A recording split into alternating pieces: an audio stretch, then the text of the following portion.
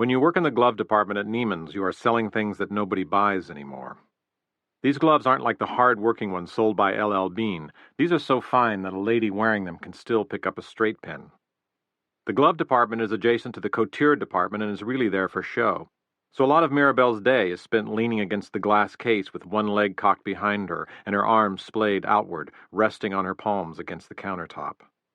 On an especially slow day, she might lean over the case on her elbows, although this position is definitely not preferred by the management, and stare through the glass at the leather and silk gloves that lie on display like pristine, just-caught fish.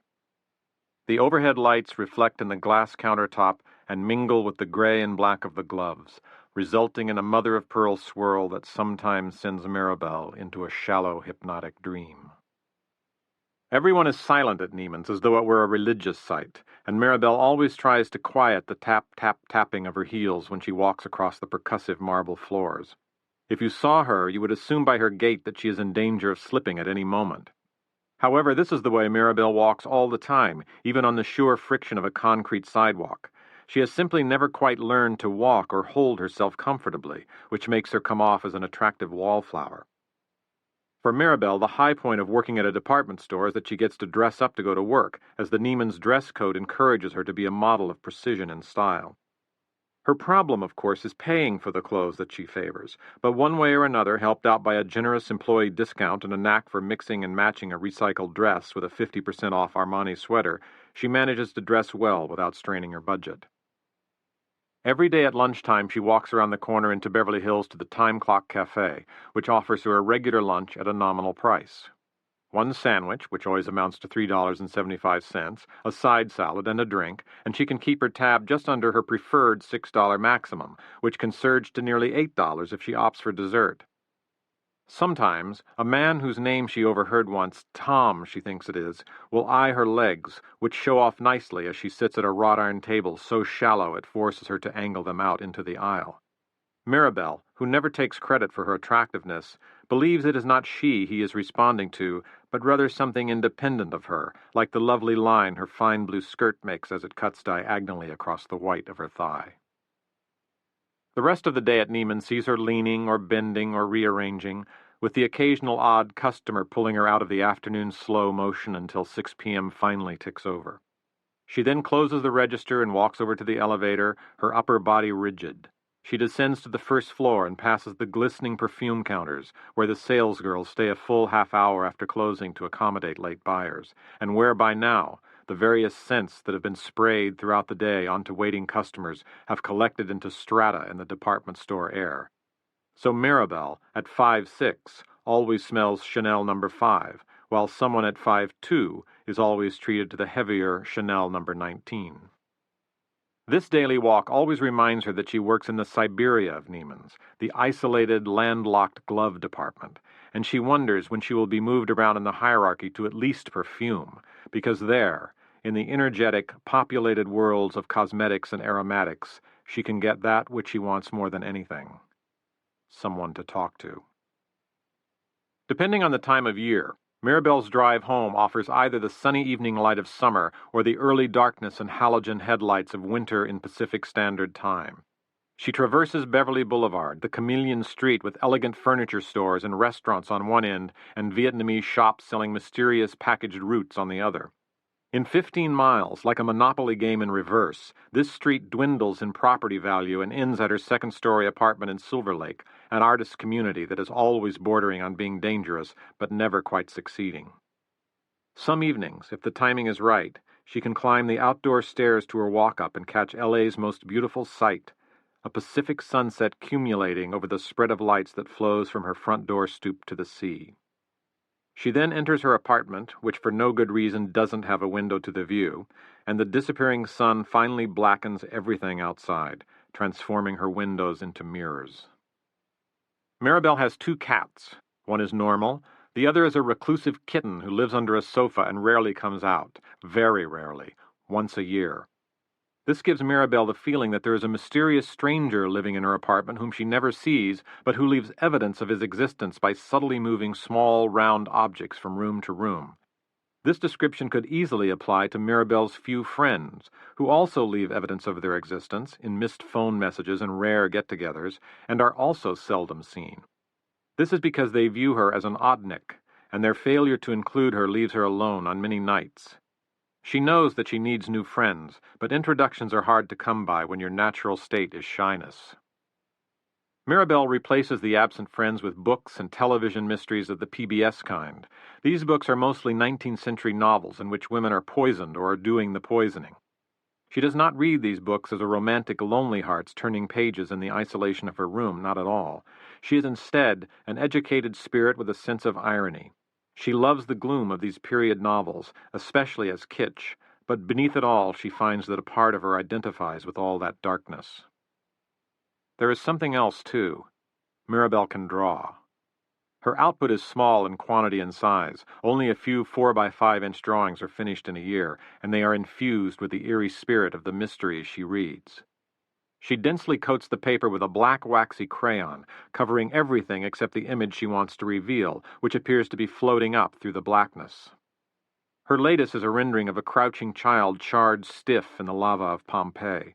Her drawing hand is sure, trained in the year she spent acquiring a Master of Fine Arts degree at a California college, while incurring $39,000 of debt from student loans. This degree makes her a walking anomaly among the perfume girls and shoe clerks at Neiman's, whose highest accomplishments are that they were cute in high school.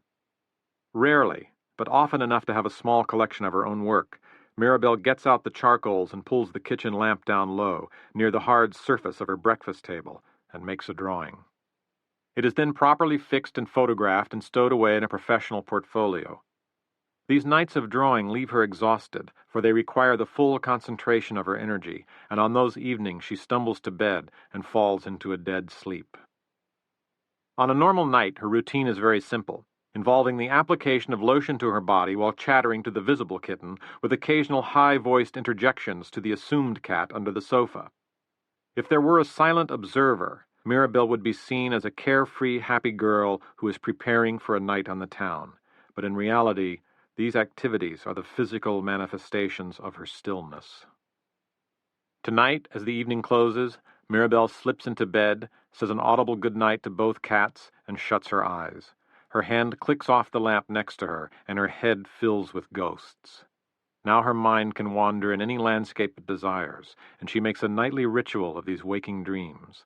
She sees herself standing on the edge of a tropical lagoon. A man comes up from behind her, wraps his arms around her, buries his face in her neck, and whispers, "Don't move." The image generates a damp first molecule of wetness between her legs, and she presses her bladed hand between them and falls asleep. In the morning, the dry food that had been laid out in a bowl the night before is now gone, more evidence of the phantom cat. Mirabelle, sleepy-eyed and still groggy, prepares her breakfast and takes her Serzone. The Serzone is a gift from God that frees her from the immobilizing depression that would otherwise surround her and seep into her body like a poisonous fog. The drug distances the depression from her, although it is never out of sight. It is also the third mood elevator she has tried in as many years. The first two worked, and worked well for a while, then abruptly dropped her. There is always a struggle as the new drug, which for a while has to be blended with the old one, takes root in her brain and begins to work its mysterious chemistry.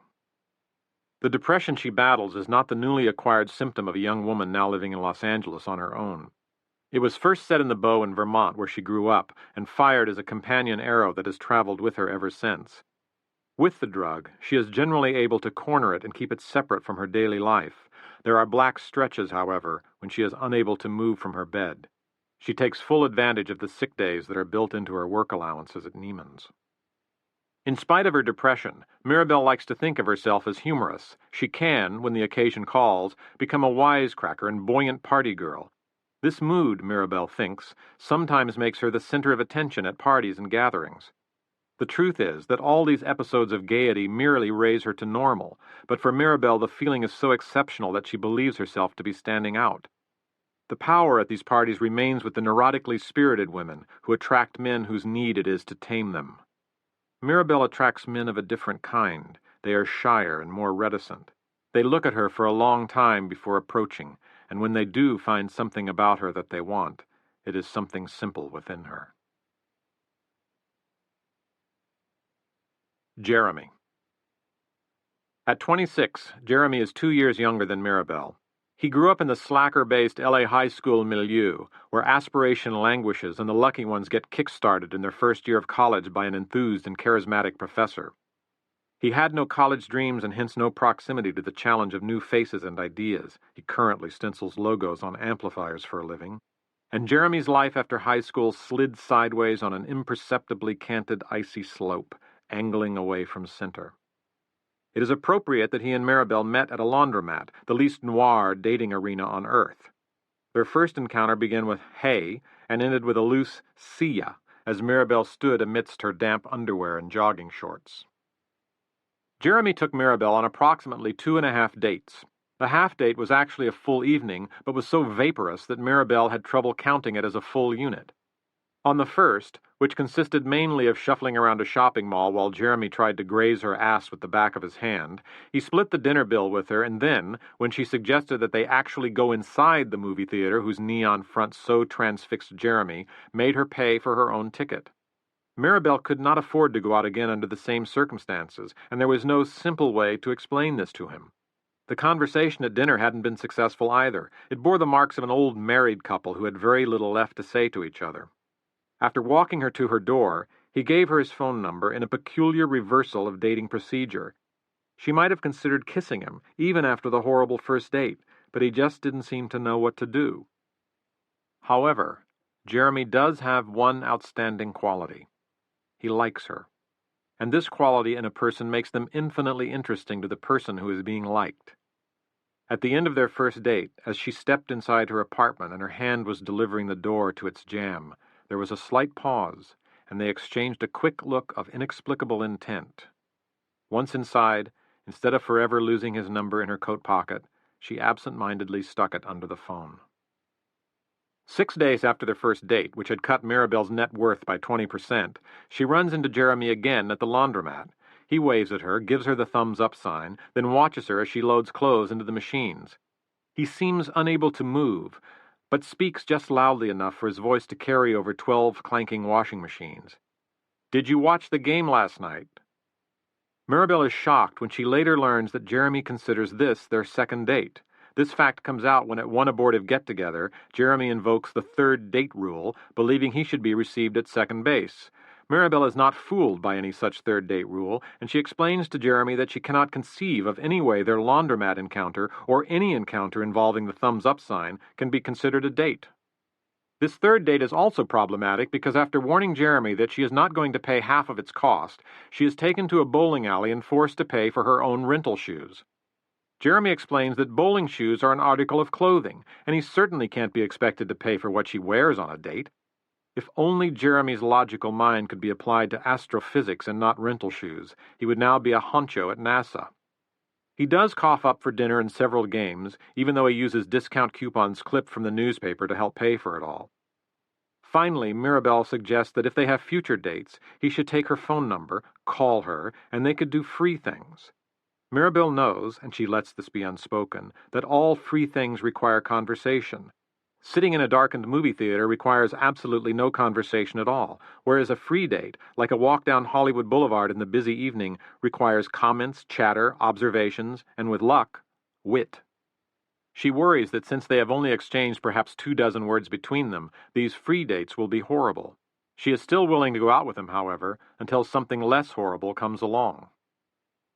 Jeremy's attraction to Mirabelle arises from her passing similarity to someone he had fallen in love with in his pre-adolescent life. This person is Popeye's girlfriend, Olive Oil, whom he used to swoon over in a few antique comic books lent to him by his uncle. And yes, Mirabelle does bear some similarity, but only after the suggestion is made. You would not walk into a room, see her for the first time, and think, Olive Oil.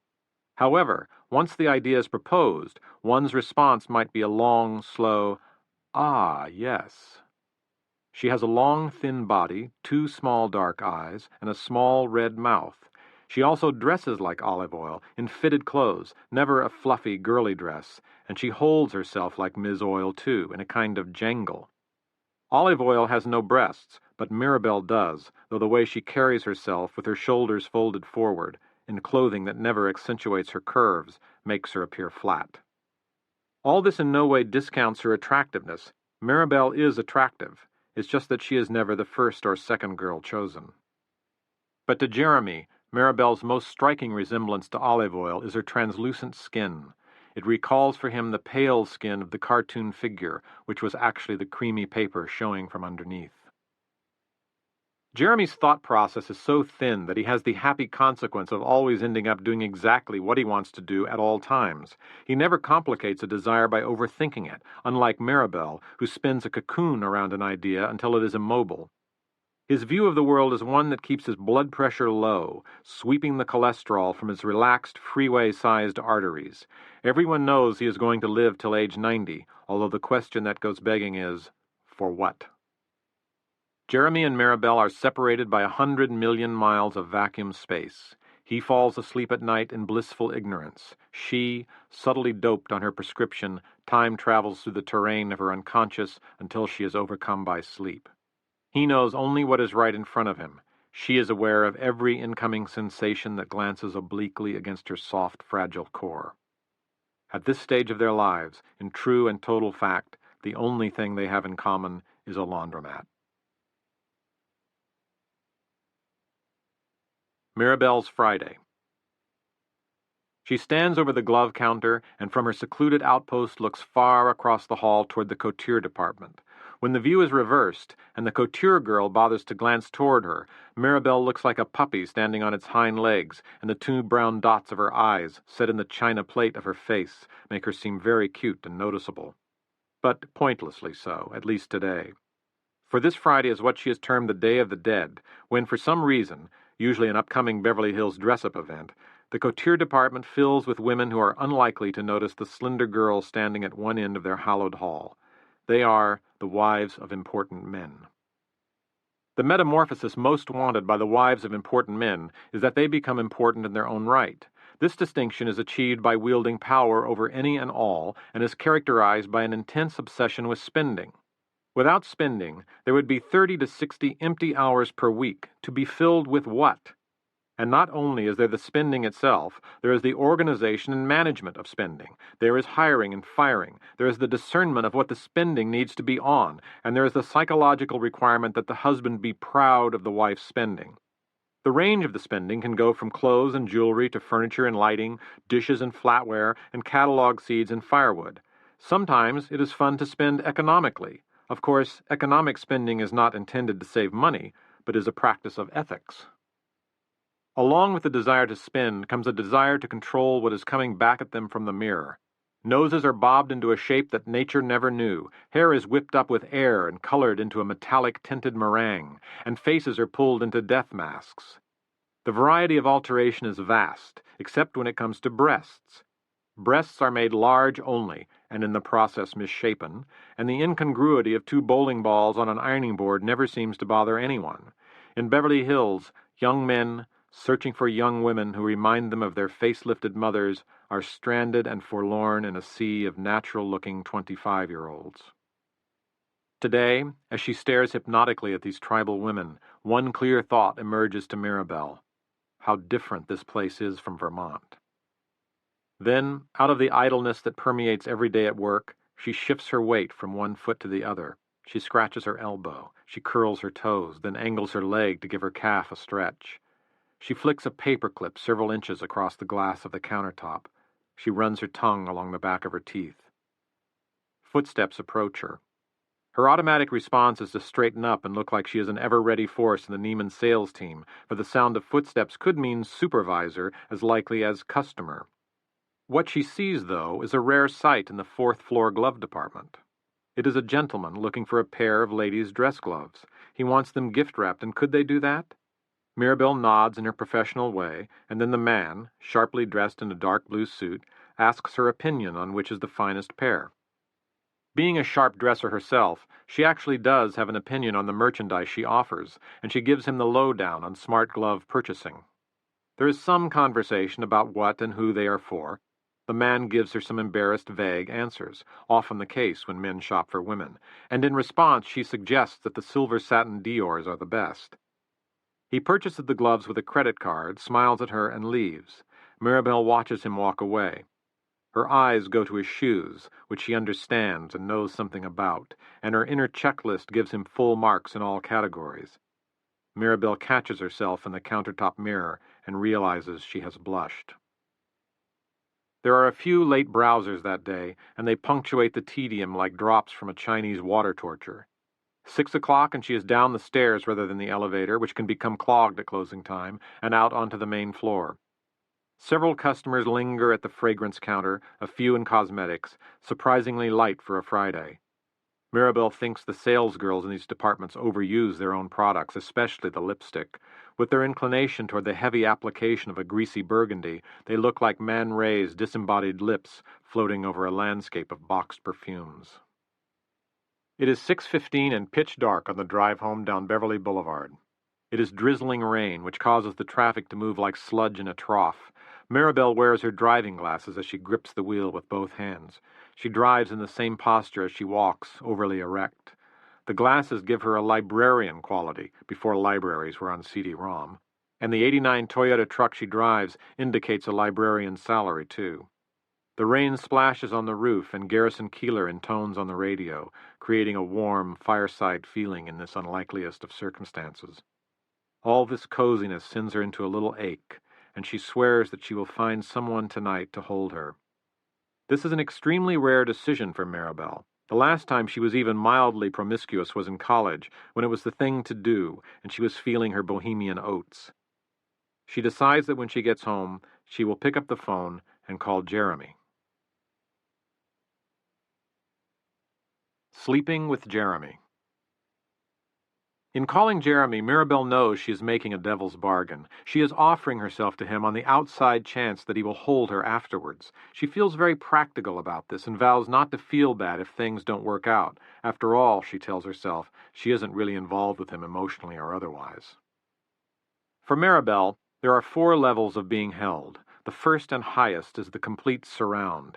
He will wrap his arms around her and they will spoon as he whispers how beautiful she is and how he had been transported to another plane. The odds of this particular scenario unfolding from the youthful Jeremy are slim. In fact, so slim they could slip out the door without opening it. There are, however, other levels of holding that for tonight would suit Mirabelle just fine. He could lie on his back and she would rest her head on his chest while one of his arms holds her tight. Third best would involve Mirabelle lying on her back with Jeremy alongside her, resting one hand on her stomach while the other plays with her hair. This position requires the utterances of sweet nothings for her to be fully satisfied. She is aware that he has barely spoken a sentence that didn't end in "you know," and then trail off into a mumble since they have been together, which makes the appearance of these sweet nothings unlikely. But this could be a plus, as she can interpret his mumbles any way she wants. They could be impeccably metered love sonnets for all she knows. In fourth position, they are lying on their backs, with one of Jeremy's legs resting languidly over one of hers. This is the minimally acceptable outcome, and involves a commitment of extra time on his part to compensate for his lack of effort. Coming out of her reverie, which was so specific she could have been a lawyer formulating a contract, she picks up the phone and dials. It rings a few times, and the thought that he might not be home sends a shiver of relief through her. However, just as she is about to hang up, she hears the clatter of the phone being picked up. But instead of hearing his voice on the other end of the line, she hears what she makes out to be Jeremy's TV set filtered through the telephone. She keeps waiting for him to say hello or yeah or anything, but the TV continues. Eventually, she hears him walk across the room, open the refrigerator, walk back to the living room, and flop himself down on the sofa.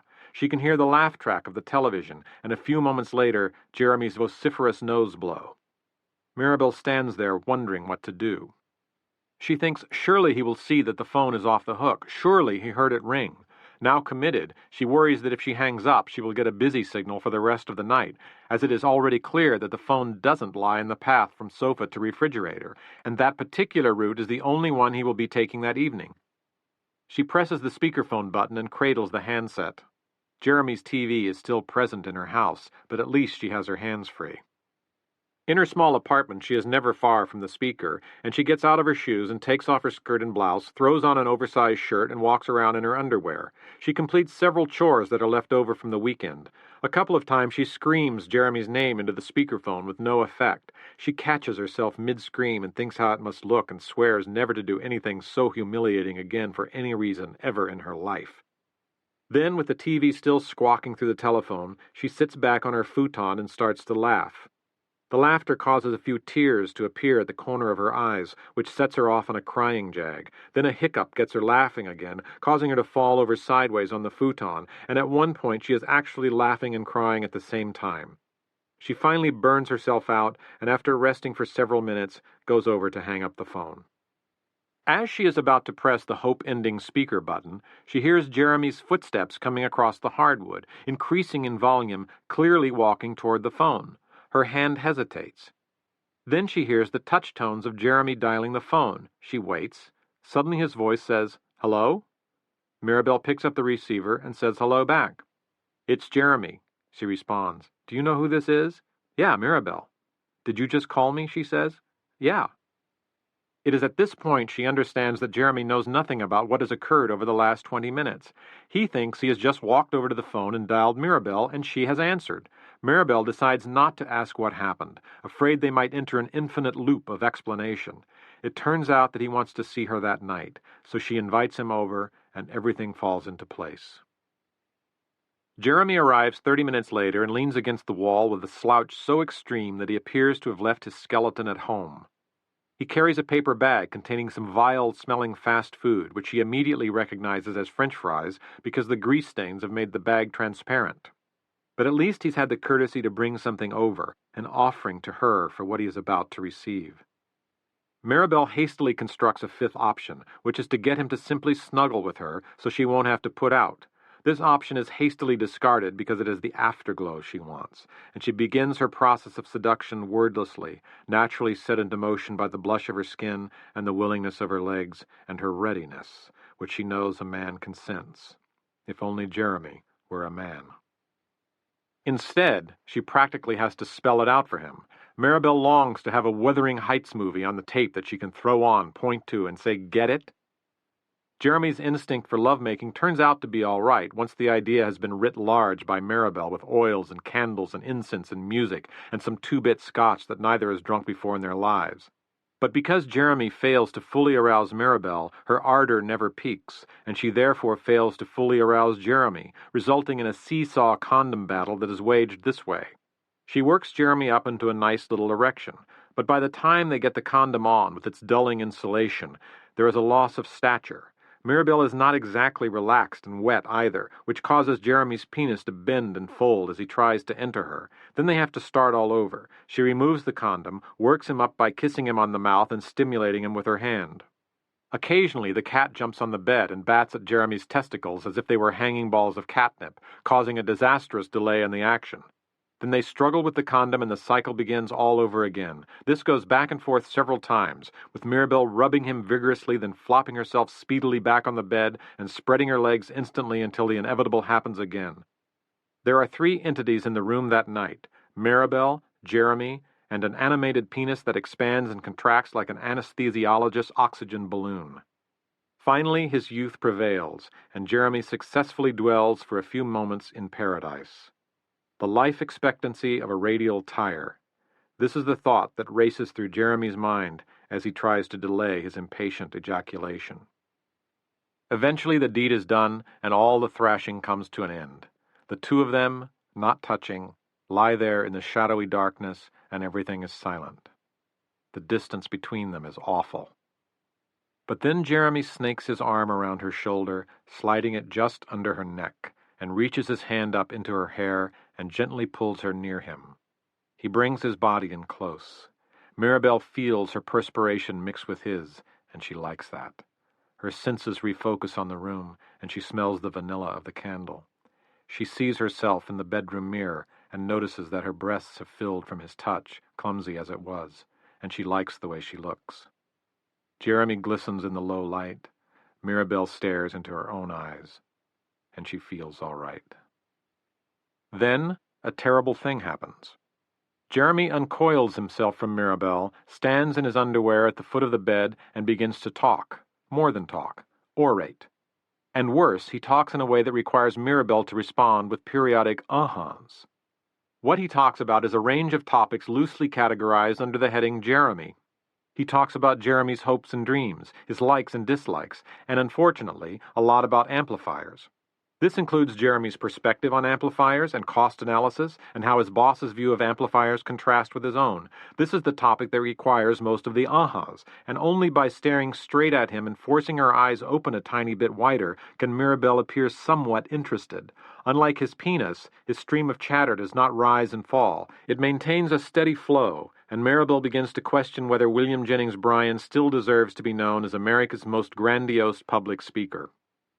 Jeremy booms and bellows opinions and observations for a full 30 minutes, none of which ever leave the sphere of Jeremy. Eventually he sputters out, returns to bed, and puts an arm around her in a position yet uncategorized by Mirabelle that gives her some more of what she wants. Even with the ignoble flailing that took place earlier, she feels as though she had been wanted, and she knows he has thought her beautiful, and that she has made him happy and energized him, and that the expenditure of his energy on her has sent him into a deep, deep sleep. The weekend. It is 9 a.m., and for the second time that morning, Mirabelle is awake. The first time was 2 hours earlier when Jeremy slipped out, giving her a kiss goodbye that was so formal it might as well have been wearing a tuxedo. She didn't take it badly because, well, she couldn't afford to. She also is glad he's gone, not looking forward to the awkward task of getting to know a man she's already slept with. A little eye of sunlight forms on her bed and inches its way across her bedspread. She gets up, mixes her Sarazone into a glass of orange juice, and drinks it down as though it were a quick vodka tonic, fortifying herself for the weekend. Weekends can be dangerous for someone of Mirabelle's fragility. One little slip-up in scheduling and she can end up staring at 18 hours of television. That's why she joined a volunteer organization that goes out and builds and repairs houses for the disadvantaged, a kind of community cleanup operation called Habitat for Humanity. This takes care of the day. Saturday night usually offers a spontaneous get-together with the other Habitat workers in a nearby bar. If that doesn't happen, which this night it doesn't, Mirabelle is not afraid to go to a local bar alone, which this night she does, where she might run into someone she knows or nurse a drink and listen to a local band. As she sits in a booth and checks the amplifiers for Jeremy's signature stencil, it never occurs to her to observe herself, and thus she is spared the image of a girl sitting alone in a bar on Saturday night. A girl who is willing to give every ounce of herself to someone who could never betray her lover, who never suspects maliciousness of anyone, and whose sexuality sleeps in her waiting to be stirred. She never feels sorry for herself, except when the overpowering chemistry of depression inundates her and leaves her helpless. She moved from Vermont hoping to begin her life, and now she is stranded in the vast openness of L.A. She keeps working to make connections, but the pile of near misses is starting to overwhelm her. What Mirabelle needs is some omniscient voice to illuminate and spotlight her, and to inform everyone that this one has value, this one over here, the one sitting in the bar by herself, and then to find her counterpart and bring him to her. But that night, the voice does not come, and she quietly folds herself up and leaves the bar. The voice is to come on Tuesday. Monday. Mirabelle awakes to a crisp L.A. day with an ice-blue chill in the air. The view from her apartment is of both mountains and sea, and she can see it only by peering around her front door. She feeds the cats, drinks her potion, and puts on her best underwear, although it is unlikely anyone will see it today unless someone bursts in on her in a changing room. She had a nice day on Sunday because her friends Loki and Del Rey finally called back and invited her to brunch at one of the outdoor cafes on Western. They gossiped and talked about the men in their lives, about who is gay and who isn't, about who is a cokehead and who is promiscuous, and Mirabelle regaled them with the Jeremy story. Loki and Del Rey, who were obviously named by parents who thought they would never not be infants, told similar stories, and the three of them cried with laughter. This buoyed Mirabelle, as it made her feel normal, like one of the girls. But when she went home that night, she wondered if she had betrayed Jeremy just a little, as something in her believed that he would not have told about their exploits over lunch with the guys. This little thought was a tiny foundation for Jeremy's tiny redemption, and it made part of her like him, if only just a little bit. The day at Neiman's plods along, made extra viscous by the promise of a fun evening with the girls. It is Art Walk night in Los Angeles when the town's galleries stay open and offer free wine in plastic cups. Most of the local artists will be spotted tonight at one gallery or another. Mirabelle's own talent for drawing makes her feel comfortable and confident in this group, and having placed several of her recent works with a local gallery makes her feel that she is an equal. Finally, 6 o'clock.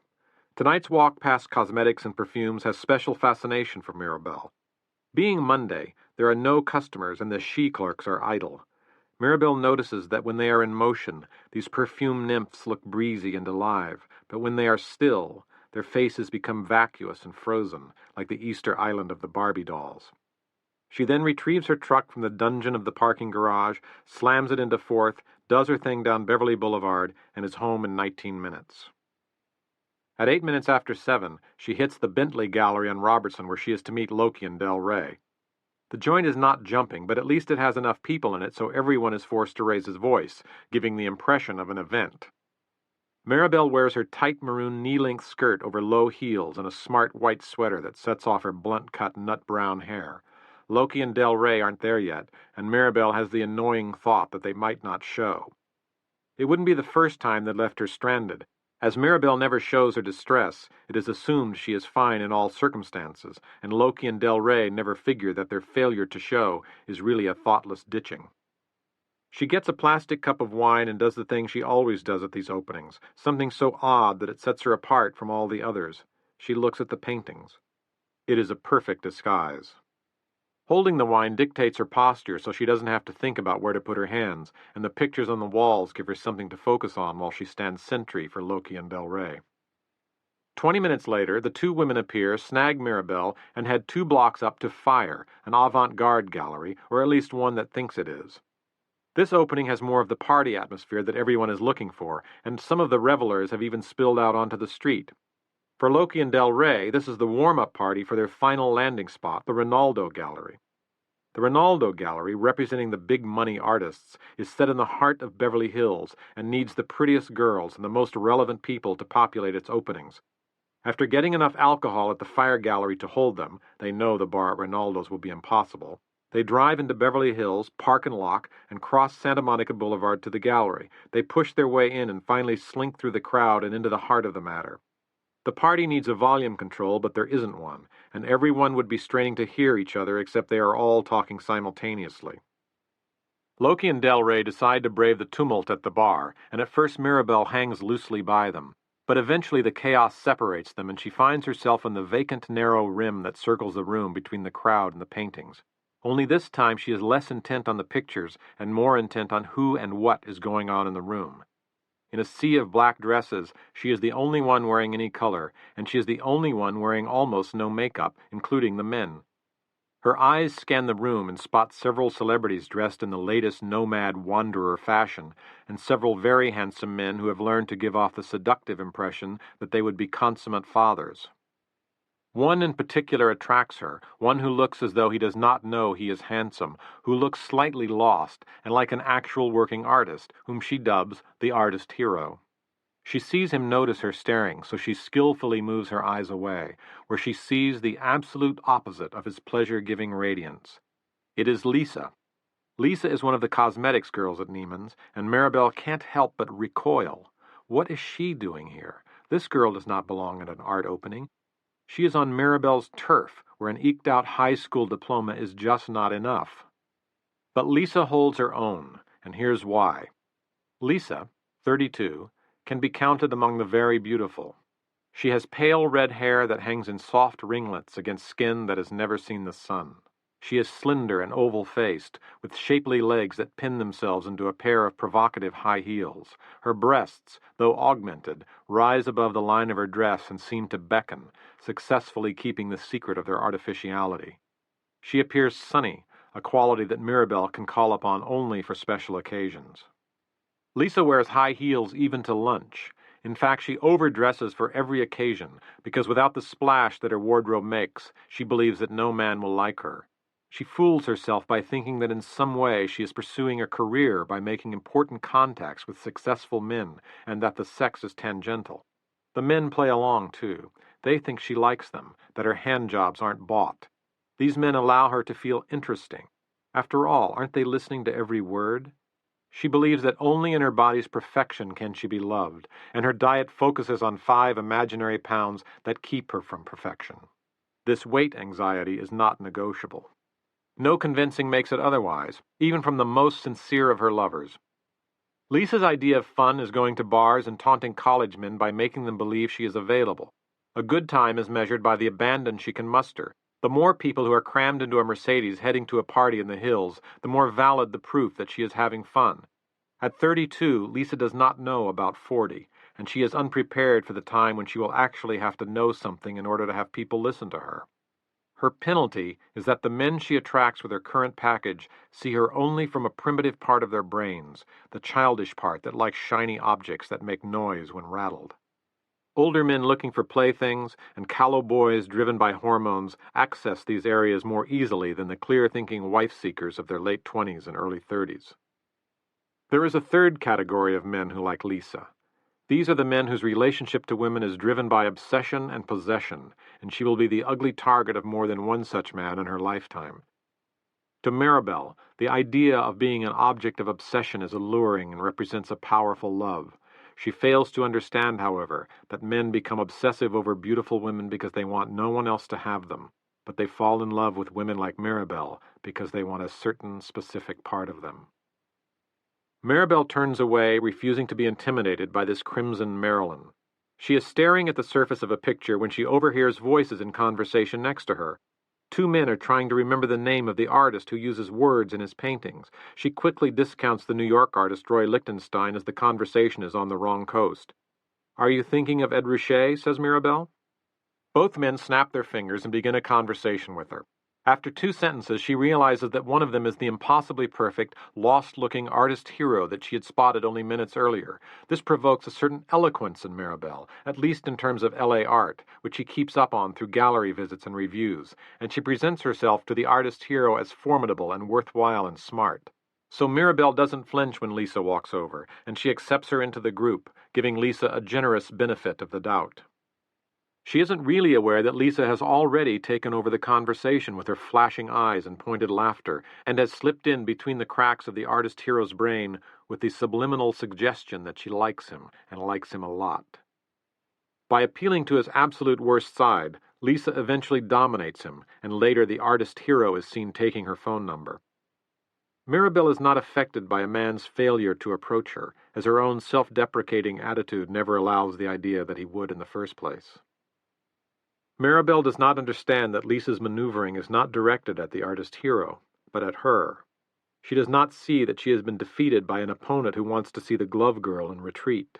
In Lisa's mind, she has once again established the superiority of the cosmetics department over the glove department, and by association, the couture department itself. Mirabelle participates in several other good conversations throughout the rest of the evening. The thoughtful nature of these exchanges makes her feel that this is exactly what she should be doing and that she couldn't be doing anything better. After being dropped off by Loki and Del Rey at Gallery No. 1 to get her car, she drives home, her head filled with recapitulations of the evening's finest arguments in order to find out whom she agrees with most. She slides into bed at exactly midnight, after amusing herself by feeding her cats with a bowl that says, "Good dog." She closes her eyes and taps her fingers on the lamp switch. A few moments later, as she lies quiescent in her bed, she feels something terrible enter her brain, stay for a fleeting second, then disappear. She does not know what it is, only that she doesn't like it. Tuesday. It is now the middle of November, and the smell of Thanksgiving is in the air, which means that Christmas is waiting in the oven. The increasing number of browsers forces Mirabelle to forego her favorite position of leaning over the counter on her elbows, something she can get away with only when there are absolutely no customers in sight. She skips lunch because she has to visit Dr. Tracy to renew her Cerazone. He asks her several questions that she correctly answers, and he writes out the prescription. She feels relieved as her supply seems dangerously low, and is glad to have the prescription overlap by several weeks instead of 4 days. She worries about unforeseen events like the doctor suddenly having to be out of town, leaving her short. She also renews her prescription for birth control pills, which she takes not especially for birth control, but more for her period, which in the past has been uncomfortably non-periodic. The rest of the day at Neiman's seems like purgatory, as tonight there is no art walk to look forward to. There is nothing. Her plan is to read, perhaps draw, or find an old movie on the Classics channel. Maybe she can put together a phone call between herself and Loki. By the end of the day, her lower back aches and her soles burn. She prepares the register a full half hour before closing, knowing there are to be no more customers. All she has to do when 6 o'clock strikes is press one button and the register is closed. She is satisfyingly out minutes early and in her car. The streets of Los Angeles are starting to crowd regularly now in anticipation of the holidays. Even the shortcuts are clogging up, and Mirabelle uses the time in her car to plan the coming months. From Christmas Day to New Year's Day, she will be in Vermont visiting her parents and brother. She already has the airplane ticket bought months earlier at a phenomenally low price. Thanksgiving is still open, and she knows it needs to be filled. To be alone on Thanksgiving is a kind of death sentence. The year before, it had been commuted at the last minute by a visiting uncle who happened to be in town and who invited her to a small gathering at a restaurant and then hit on her. This had been a particularly grim evening, as the dinner company had also been lousy. They were a stuffy group who were having steaks and cigarettes, who were united by a rare quality on this day. They were thankless. The seldom-seen uncle on the mother's side then drove her home, high as a kite, and under the pretense of fingering her pretty necklace, laid the back of his hand on her blouse, then asked if he could come in. Mirabelle looked him dead in the eye and said, "I'll tell Mom." The uncle feigned ignorance, drunkenly walked her to the door, returned to his car, put it in reverse when he intended to drive, and fled. Mirabelle suddenly finds herself home, having no recollection of any detail of the drive from Neiman's. She parks her car in the spot reserved for her in the clapboard garage. She lugs a bag of groceries, her purse, and an empty cardboard box up the 2 short flights to her insular apartment, which hangs in the air over the city of Los Angeles. At the top of the steps, she fumbles for a key, and as she sets the bag down to get it from her purse, she sees a package propped against her front door. It is wrapped in brown paper, sent parcel post, and sealed with a wide packing tape. It is the size of a shoebox.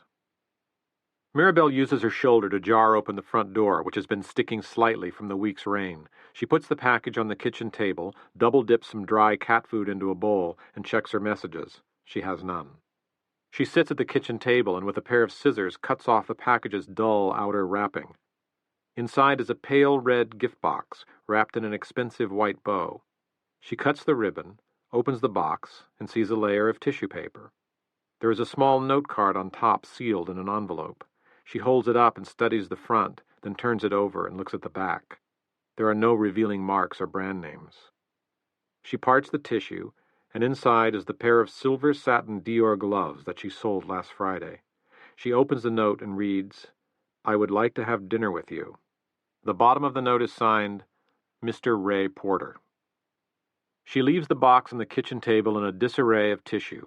She backs out of the room and circulates nervously through the apartment, returning several times to the vicinity of the box.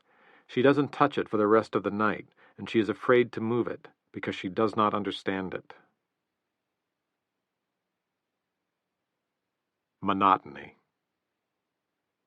Mirabelle's ambition is about 0.1% of what would be called normal. She has been at Neiman's almost 2 years without moving 1 inch forward. She considers herself an artist first, so her choice of jobs is immaterial. It doesn't matter to her if she is selling gloves or repainting apartments, as her real work is done in the evening with artist crayon.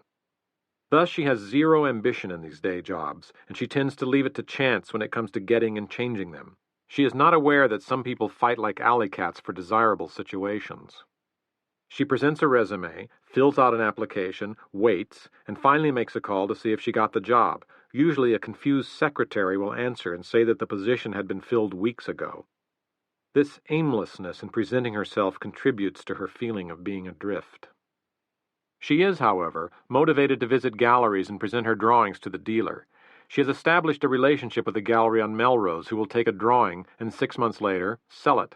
But this does not produce enough outside income to set her free from being a shop girl, and the inspiration required for drawing exhausts her.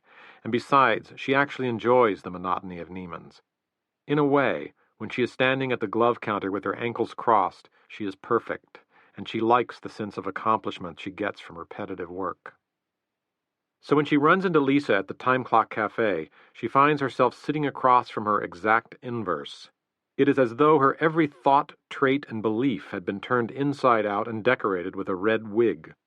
Lisa, idly curious about Mirabelle in the same way that a cat is curious about a dust mote, invites her to sit down. But Lisa's curiosity has talons, and she knows that in her approach to the glove girl, she must appear to be as benign as Mirabelle in order to casually extract the maximum information.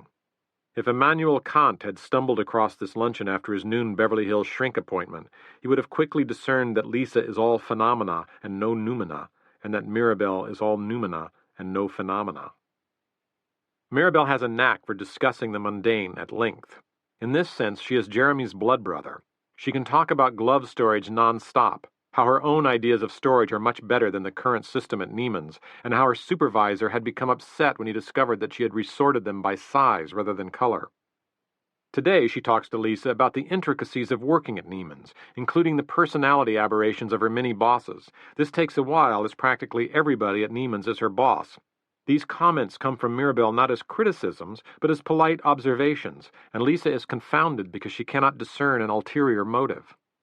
Tom, the regular lunchtime Mirabelle watcher, has spotted the two of them and is having a sandwich while trying to read their lips. He has also noted that Mirabelle's legs are slightly ajar, creating a wee wedge of a sightline right up her skirt. This keeps him at the lunch table a little longer than usual, ordering a dessert loaded with calories that he cannot afford.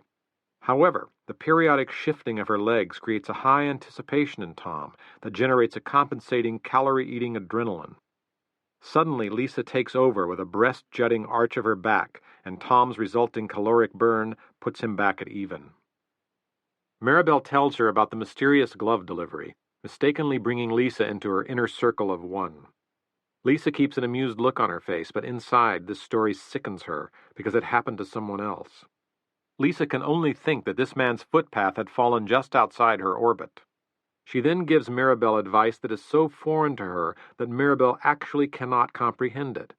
The advice ranges from playing aloof, to looking up his credit card information, to returning the package unopened. The topic so excites Lisa that she forgets all about her careful posturing with Mirabelle and blurts out her deepest and darkest. "When a man approaches me, I know exactly what he wants. He wants to fuck me." Mirabelle's back tenses and her legs reflexively close, prompting Tom to ask for his check. "And if I like him, I fuck him a lot until he gets addicted. Then I cut him off. That's when I've got him." This is the extent, depth, and limit of Lisa's philosophy of life. Mirabelle stops mid-sip and stares at her as though looking at the first incoming pictures of an alien life form. She maneuvers the topic elsewhere. A few exchanges are made on other subjects, allowing Lisa to land on Earth, and they finally split the check. Lisa has taken all her intelligence and intuition, which is not meager, and focused a cyclops eye on the soap operas of 4 square blocks of Beverly Hills, closing off her life. Mirabelle's outward-facing intelligence is gathering information, which is still coalescing and might not gel for several years. But she has always felt that her 30s were going to be her best decade, and since she is still lingering in her 20s, there is no hurry. The rest of the day and the next 2 days rock to a lethargic syncopation. Moving too slowly to be counted by the clicks of a metronome, time is measured by lunches and closing times and customers, broken only by an occasional surge of curiosity about the intriguing package and her memory of the man who sent it. The mornings are sometimes busy, relatively, even producing a few sales in between the browsers, who generally scan the glove department as though they were looking into a stereoscope to view some antique photo. Mirabelle's brain activity, if it could be plotted by an electroencephalogram, drops to a level that most scientists would interpret as sleep. On Thursday afternoon, she is brought back to life by an enthusiastic Japanese tourist who can't believe she has lucked upon the glove department and who buys 12 pairs to be shipped back to Tokyo. This involves taking the address, calculating mailing costs, wrapping, and inscribing gift cards. The woman wants the Neiman's name on everything, including the gift cards, and Mirabelle calls around the store to find the old variety with the name embossed. In Mirabelle's world, this is the equivalent of running the 3-minute mile, and it leaves her worn out, complaining, and ready for an early night. Finally completing the last detail of the global transaction, she thanks the woman with the one foreign word that Neiman's requires its employees to know: arigato. The woman picks up her receipt, slips it into her shopping bag already crammed with previous purchases, cheerfully thanks Mirabelle with an engaging bow, and walks backward 12 steps until she turns and heads west toward Couture. This is when Mirabelle becomes aware of a man standing to one side who turns her with his voice. "So will you have dinner with me?" And then, because Mirabelle doesn't reply, he says, "I'm Mr. Ray Porter." "Oh," she says. "I'm sorry if I was forward," he says, "but I'm practicing a new philosophy of life that involves being more forward." While Mr. Ray Porter explains his presumption in sending her the gloves, Mirabelle sizes him up. Her intuition, rusty as it is, absorbs him in one single clinch, and no alarm bells sound.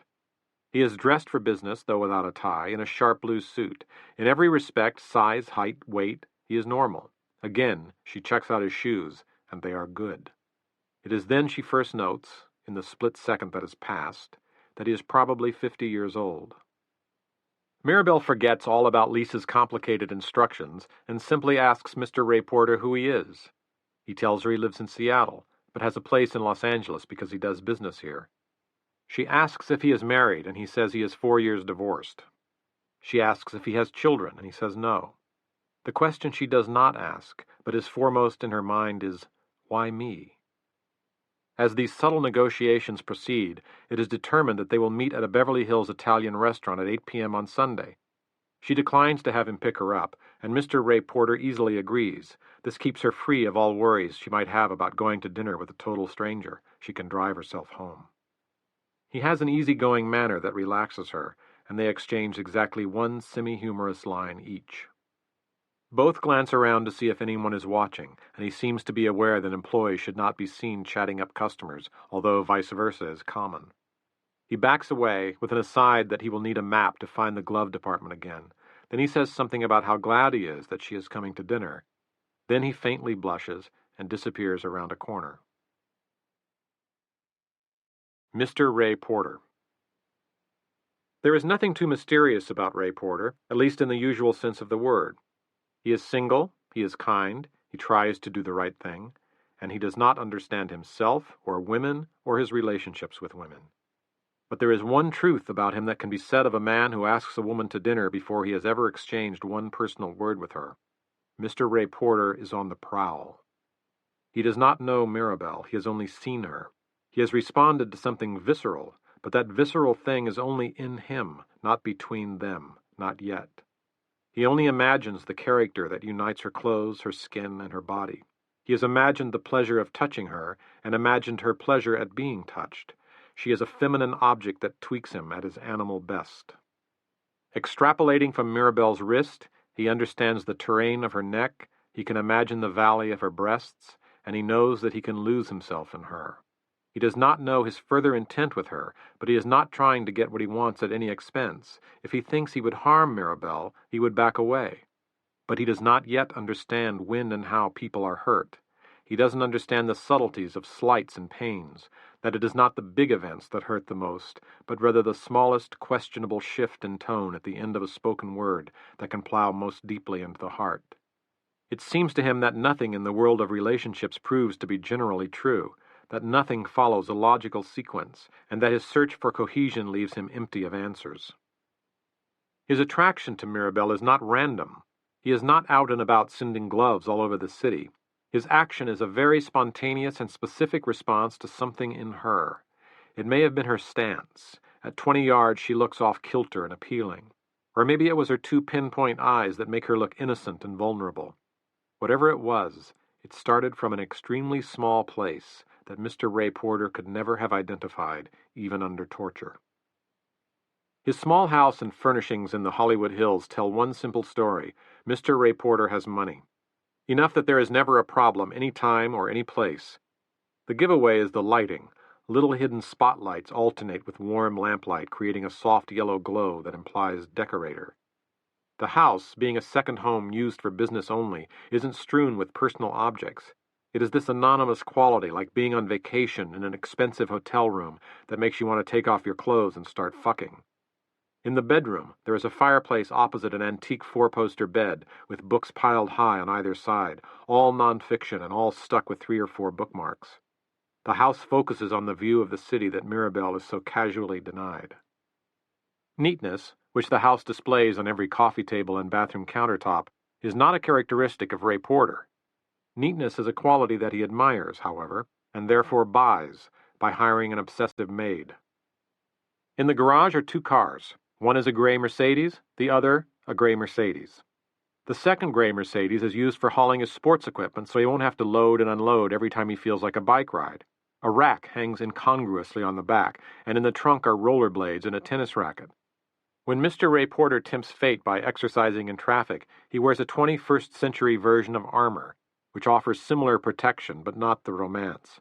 A beaked plastic bicycle helmet, elbow pads, and knee pads. He dons this getup whether it is winter or summer, meaning for 3 months out of the year he wears large black knee pads while wearing shorts. When he is astride his bicycle, tooling down a Seattle main street and sporting this outfit, the only visible difference between Ray Porter and an insect is his size. The kitchen is the most unused part of the house. Since his divorce, the kitchen has become like a middle American living room, for display only. Usually he eats out, alone, or tries to fill the evenings with friends or a date.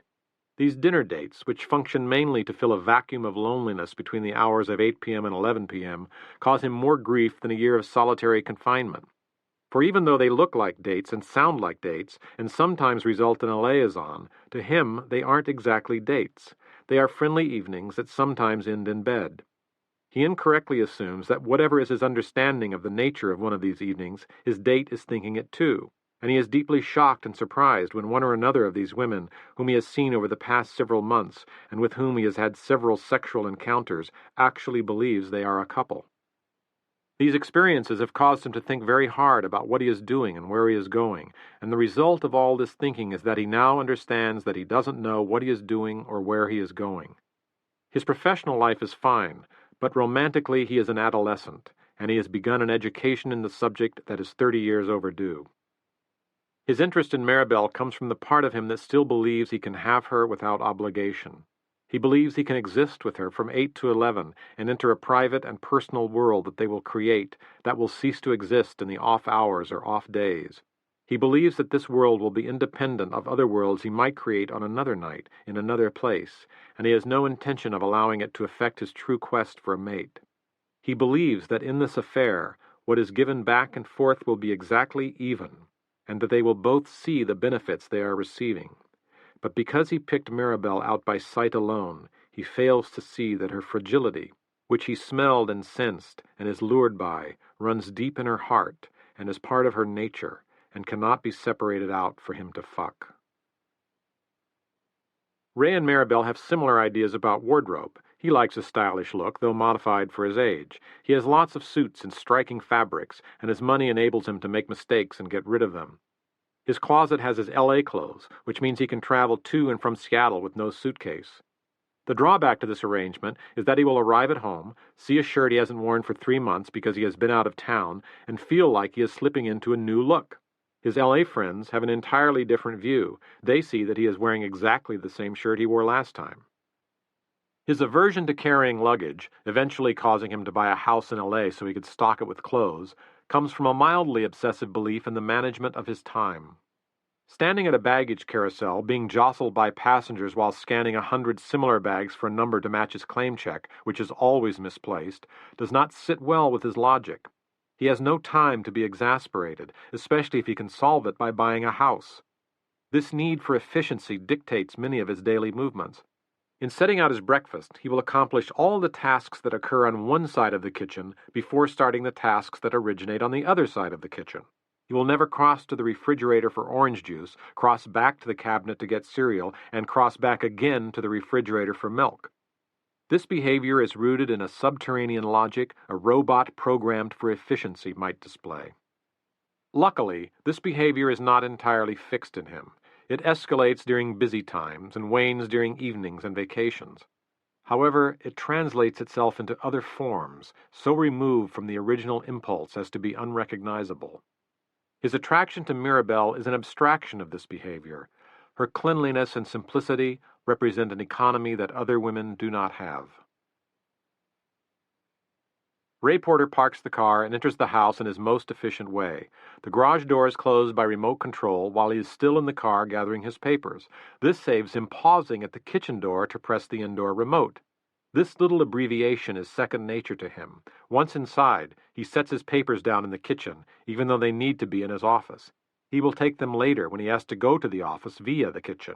There is no point taking them to the office now, as he needs to beeline to the living room to make reservations for Sunday. He sits on the sofa, turns on the TV news, starts reading the newspaper, and simultaneously starts dialing the restaurant. He makes reservations at a small but sweet place in Beverly Hills that is on his speed dial. La Ronde, an Italian restaurant with a French name, the culinary complement to Rodeo Drive's French chateaus with Italian porticos tacked on, offers quiet and privacy to an older man who walks in with a 28-year-old who looks 24. Then, after attending to the TV and browsing the newspaper until he is absolutely bored, he begins to do what he does best. He raises his head toward the view, which by now has transformed into sparkling white dots of light set in black velvet, and begins to think.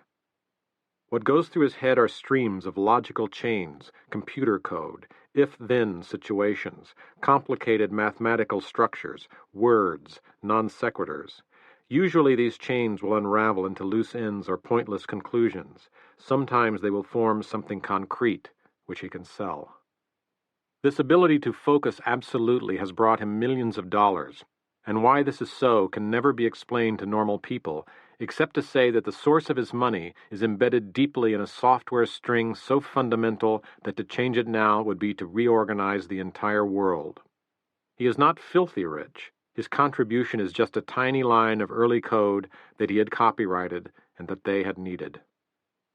Tonight these mental excursions get him nowhere, and finally he gets on the phone to a Seattle girlfriend, or as he really thinks of it, a woman in Seattle who is a friend he is having sex with, who is fully informed that they are never going to be a couple. Hey, she says back. What are you doing? She says. Staring at my knees, nothing much. You okay? She replies, yeah. He senses she's upset over something and digs deeper. She responds by spilling out her woes, mostly work-related, and he listens attentively like John Gray in a nest of divorcees. The conversation finally runs out of gas. Well, this is good. This is a good talk. So I'll see you when I get back. By the way, I think I should tell you. I have a date on Sunday. Thought I should let you know. All right, she counters. You don't have to tell me everything. You just don't. Just keep it to yourself. Shouldn't I tell you, though? He replies. Shouldn't I? She tries to explain, but can't. He tries to understand her, but can't. He knows this is an area where logic doesn't apply, and he just listens and learns the lesson for next time. This information, this anecdotal training in the understanding of women, gleaned from experience, books, advice, and mostly hurt feelings being hurled at him, fits in no previous compartment of his experience, and he has created a new memory bank just for housing it all. This memory bank is in a jumble. It is not coherent. Occasionally his more rational mind will venture in and try to arrange it like a boy cleaning his room. But just when everything is in its place, the metaphor holds, and 2 days later the room is in a mess. These encounters are probably the most formative experiences of his early 50s. He is collecting pleasures and pains, gathered from his relationships with ballerinas and librarians, decent females without the right pheromones, and nutballs. He is like a child learning what is too hot to touch, and he hopes all this experience will coalesce into a philosophy of life, or at least a philosophy of relationships that will transform itself into instinct. This fact-finding mission, in the guise of philandering, is necessary because as a youth he failed to observe women properly. He never sorted them into types or cataloged their neuroses so he could spot them again from the tiniest clue. He is now taking a remedial course in fucking 101 to learn how to handle the diatribes, inexplicable antics, insults, and misunderstandings that seem to be the inevitable conclusion to the syllogism of sex. But he is not aware that he is on such a serious mission. He thinks he is a bachelor having a good time. That night, he calls a restaurant that delivers, and he orders an appropriate meal for a 50-year-old. This is easier in L.A. than in Seattle, as most takeout food in any part of the country involves fat and cholesterol. In L.A., however, it's a snap to order a low-fat veggie burger or sushi delivered right to your door no matter how complicated the route to your house. In Los Angeles, you can live in the tiniest apartment in the tiniest cul-de-sac with a 1/4 in your address, and 20 minutes after placing an order, a foreigner will knock on your door bearing yam fries and meatless meatloaf. And if Ray's solitary dinner at home were broadcast on satellite, the world would learn that millionaires, too, eat their dinners out of a white paper bag while standing in the kitchen.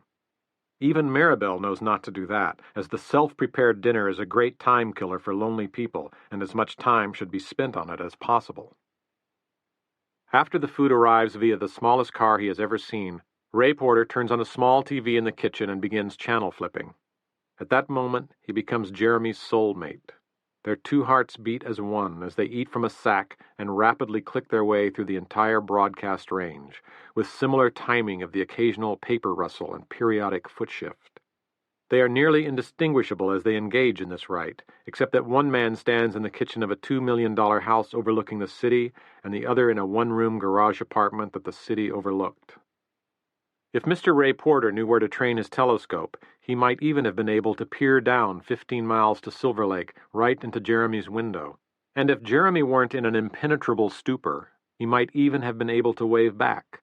And if 3 lines were drawn, joining the homes of Jeremy and Ray to Mirabelle's wobbly flat, the apex of the triangle would pinpoint the unlikely connection between these two wildly opposite men.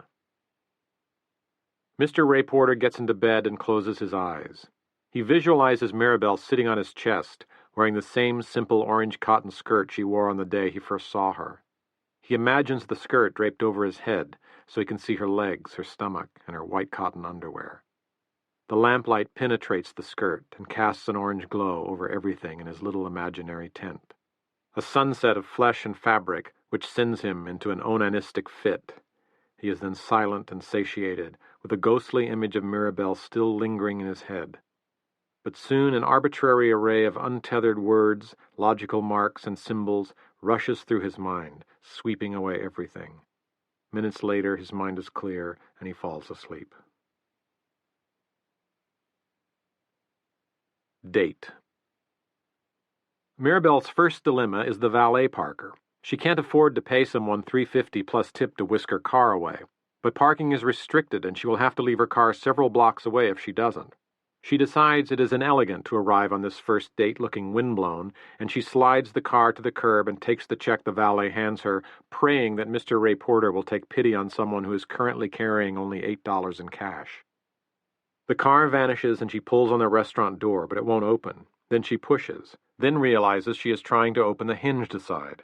Then she pushes on the correct side, then pulls, and the door finally gives way.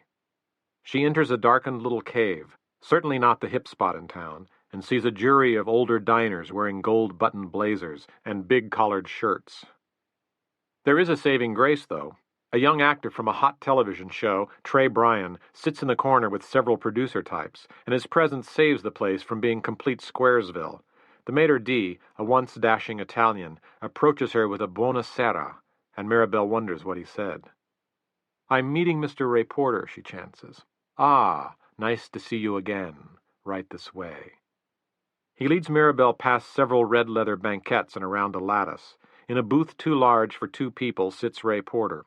He is looking down at a notepad and doesn't see her at first, but he looks up almost immediately.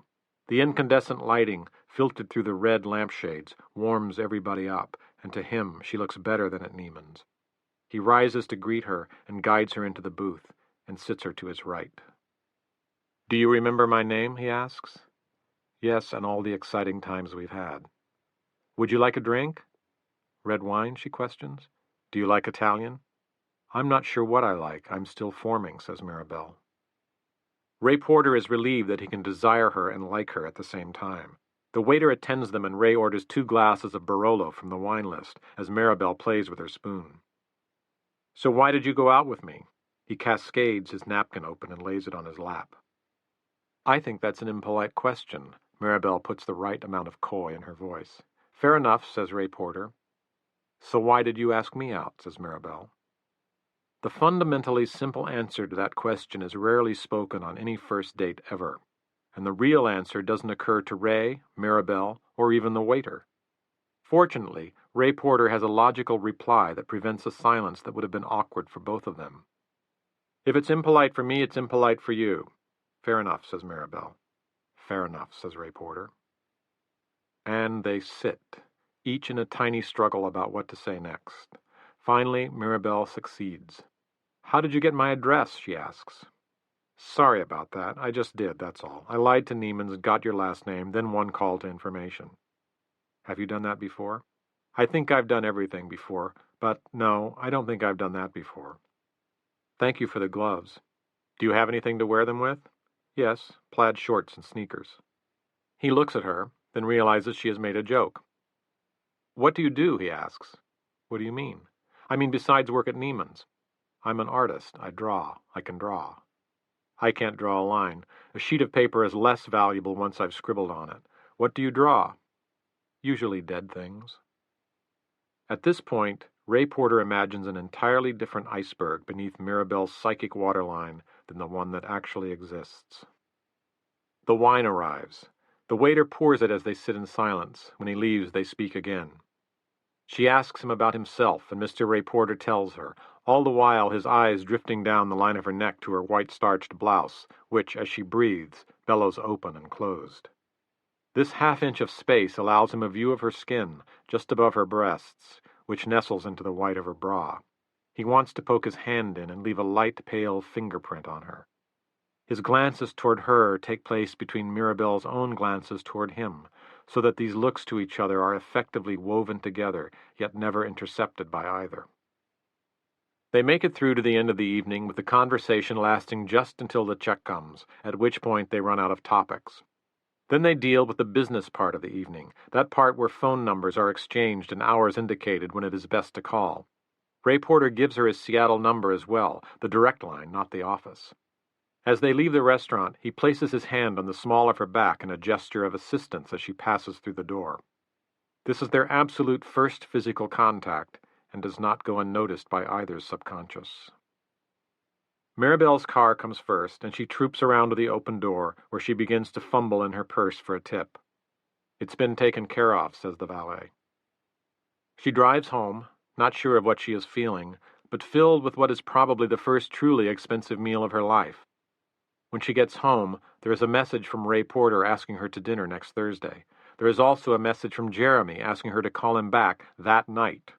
Her responsibility gene kicks in, and she phones him, even though it is 25 minutes short of midnight.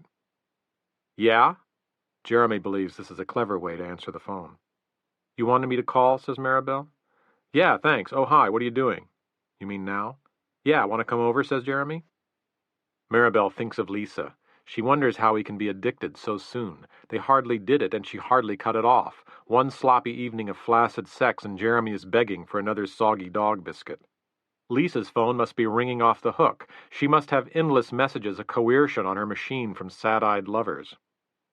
Come on over, continues Jeremy. This inquiry reverses every electron in Mirabelle's body, causing her attraction to Jeremy, which was at one time a weak north-south, to become a strong north-north. It is the perfect wrong time for Jeremy to do to Mirabelle what she had done to him, call him up for a quick fix, because in a sense she is now betrothed. Her first date with someone who treated her well obligates her to faithfulness, at least until the relationship is explored.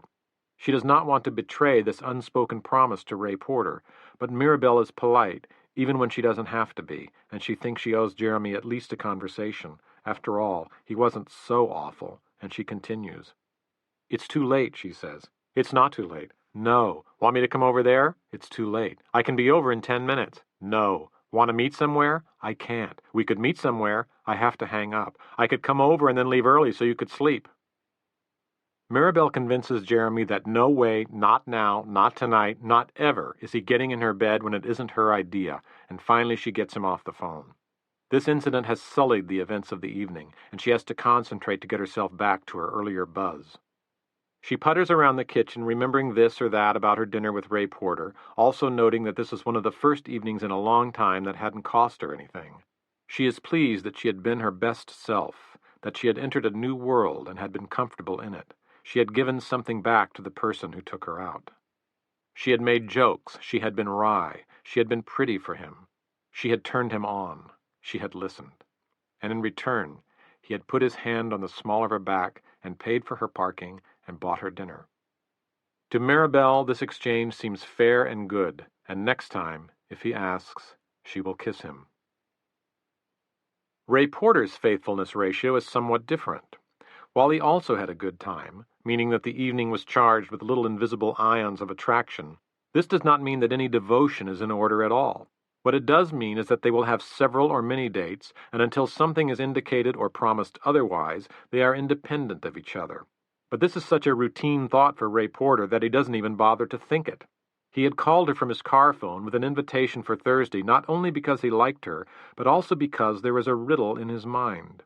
Upon reflection, he cannot tell if the surface he glimpsed under Mirabelle's blouse was her skin or a flesh-colored nylon underthing. As he weighs the evidence, he decides that it had to be a nylon underthing, as what he saw was too uniform, too perfect, too balanced in color to be skin. On the other hand, if it was her skin, then she possesses his particular intoxicant, a heady milk bath he can submerge himself in, and soak in, and drown in. He knows that this riddle will probably not be solved on Thursday, but without Thursday, there will be no Saturday, which is the next logical step in its solution. He gets in bed, and instead of letting the streams of data pour through his mind, he lets the symbols of sex form their own strict logic. The white blouse implies the skin, which implies the bra, which implies her breasts, which implies her neck and her hair. This leads to her stomach, which necessarily invokes her abdomen, which leads to the inner thigh, which leads to her panties, which leads to a damp line on white cotton that he can press on and gain a millimeter of access to her vagina. This access leads to further access, and implies taste and aroma, and a unification of his self made possible by the possession of his very opposite.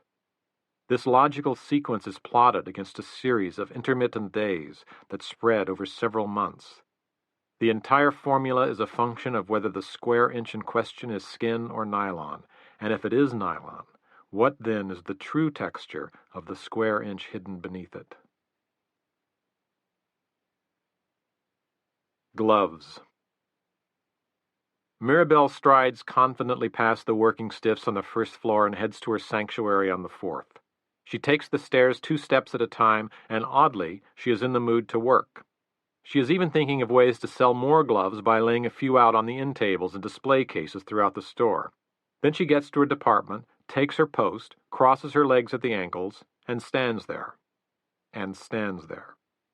No management comes by all day for her to spill her idea to. There is more for her to look at, however, as the pre-Thanksgiving non-rush means more people pass by her counter on their way to somewhere else.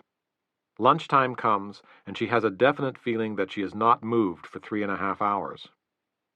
She decides to take a 2-hour lunch. This is accomplished through lying. She explains to her immediate boss, Mr. Agassa, that she has an appointment for a female problem, and that she tried to schedule it for another time, but that this is the only time the doctor can take her. Mr. Agassa stammers while she adds that things are slow, and that she has asked Lisa to keep an eye on the counter, and he nods a concerned okay. "Are you all right?" he asks. "I think I'm okay, but I should be checked." And she leaves the store. Hitting the flats of Beverly Hills, she pops into a yogurt shop on the premise that she can have an entire meal for $3, and she takes her brimming cup outside and vacations in the sun on Bedford Drive.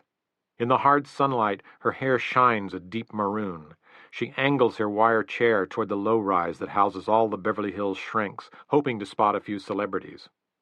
This is the building where she goes to renew her medication, so she recognizes a few of the nurses and receptionists who file in and out.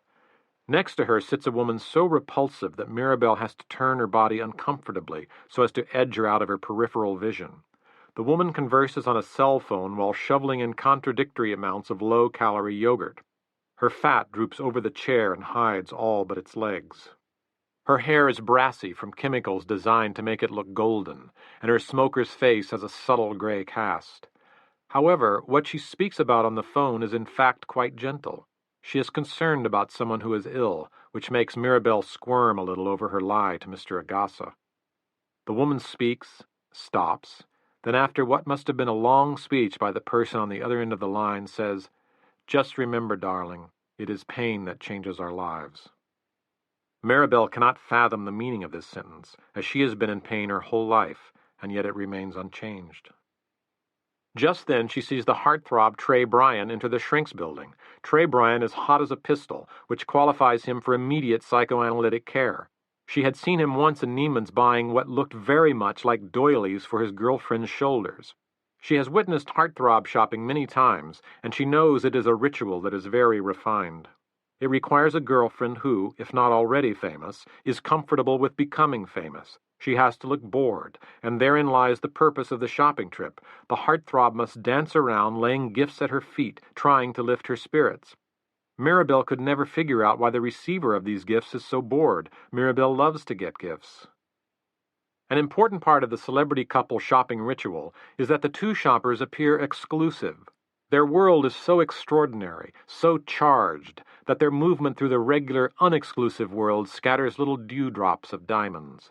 Mirabelle had once waited on such a couple when she stood in at the Comme des Garçons section and felt her own transparency. It was as though she were a chalk outline of herself, animated by an inferior life force. Today, though, with her extra hour and 15 minutes and the sun beating down on her in spite of it being November, she decides to visit the competition and check out the glove departments at a few other stores. She can at least empathize with the other sad, lost girls who stand in solitude behind their counters. Her first stop is Saks Fifth Avenue, on Wilshire Boulevard, where she sees an impression of herself standing vacantly in the lonely distance, hovering over merchandise that no one wants. She says her name and identifies herself by job description, and the clerk is so excited to have someone talking to her that Mirabelle considers offering her a Sare Zone to level her out. Next stop is Theodore on Rodeo Drive. This is a hip, sexy store and features gloves so youthful and spirited that Mirabelle longs to deal in them. She can imagine the coolest people coming to her, swapping fashion tips as they try on the merchandise. To take advice from her current customers would be fashion suicide, unless she somehow wanted to be mistaken for 50. As she drifts around Beverly Hills, she finds herself a block from La Ronde. This arouses no particular emotional response. It is not the place where they rendezvoused, but it does make her feel less like an outsider in Beverly Hills. She has actually eaten in one of the actual restaurants, which is what 90% of the out-of-towners roaming around this afternoon haven't done. She wanders into the Payless and buys sanitary napkins because she needs some and because it will reinforce her lie to Mr. Agassa should he see her purchase. She goes back to Neiman's, where Lisa tells her that someone has been looking for her. Who? Asks Mirabelle. Well, I don't know, a man. Mirabelle assumes it is Ray Porter, perhaps canceling. She will call her message machine at her first break. What was he like? Mirabelle asks Lisa. He's a man, over 50, normal. What else? A little overweight, and he asked for Mirabelle Buttersfield, by name. Ray Porter is not overweight, and would not ask for Mirabelle by her last name. He said he'll come back, adds Lisa, vanishing toward the stairwell. Mirabelle slides back into her berth behind the counter. She stands there a minute, and is suddenly struck by an overwhelming wave of sadness. This causes her to do something she has never done at Neiman's. She pulls out a low drawer in the counter and sits on it for several minutes until she recovers. Lisa. Lisa Kramer's body is good enough for any man or woman on this planet, but it is not good enough for Lisa Kramer. She believes that she has to be flawlessly pleasing to a man, and that she has to be an expert at fellatio. This talent is fine-tuned and polished through extensive conversations with other women and the viewing of selected educational porno tapes. She even once attended a class given by Crystal Headley, a down-and-going sex film actress. She is not reluctant to roll out this expertise either. Within several dates, and sometimes sooner, Lisa will demonstrate this skill to the lucky fella, thus making herself feel that she is the kind of woman any man would want. The men, however, feel confounded by their good fortune. Who is this person who goes down on them so easily? Lisa can only judge her success by the frequency of follow-up phone calls from the men who are eager to take her to dinner or a play. The fact that they are willing to take her to a play, low on the list of LA date priorities, demonstrates just how far they are willing to go. Lisa knows it is the sex they are after, but it is sex that is the source of her worth. The more they want it, the more valuable she is, and consequently, Lisa has made herself into a fuckable object. Lisa is not interested in sex because it is fun. It is the fulcrum and lever for attracting and discarding men. They come to her because of a high hope, an aroma that she gives off as delicious as baking bread, but when she's done with them, they are limp and drained and ready for their own bed. She has literally absorbed all their interest, and she wants them to retreat before they discover some horrible flaw in her that will repulse them. Thus Lisa, with all her power, never feels quite good enough for anything beyond her ability to create desire in men. In fact, several prohibitive compulsions appeared in her early 20s that keep her from widening the circle of her experience. She cannot get on an airplane.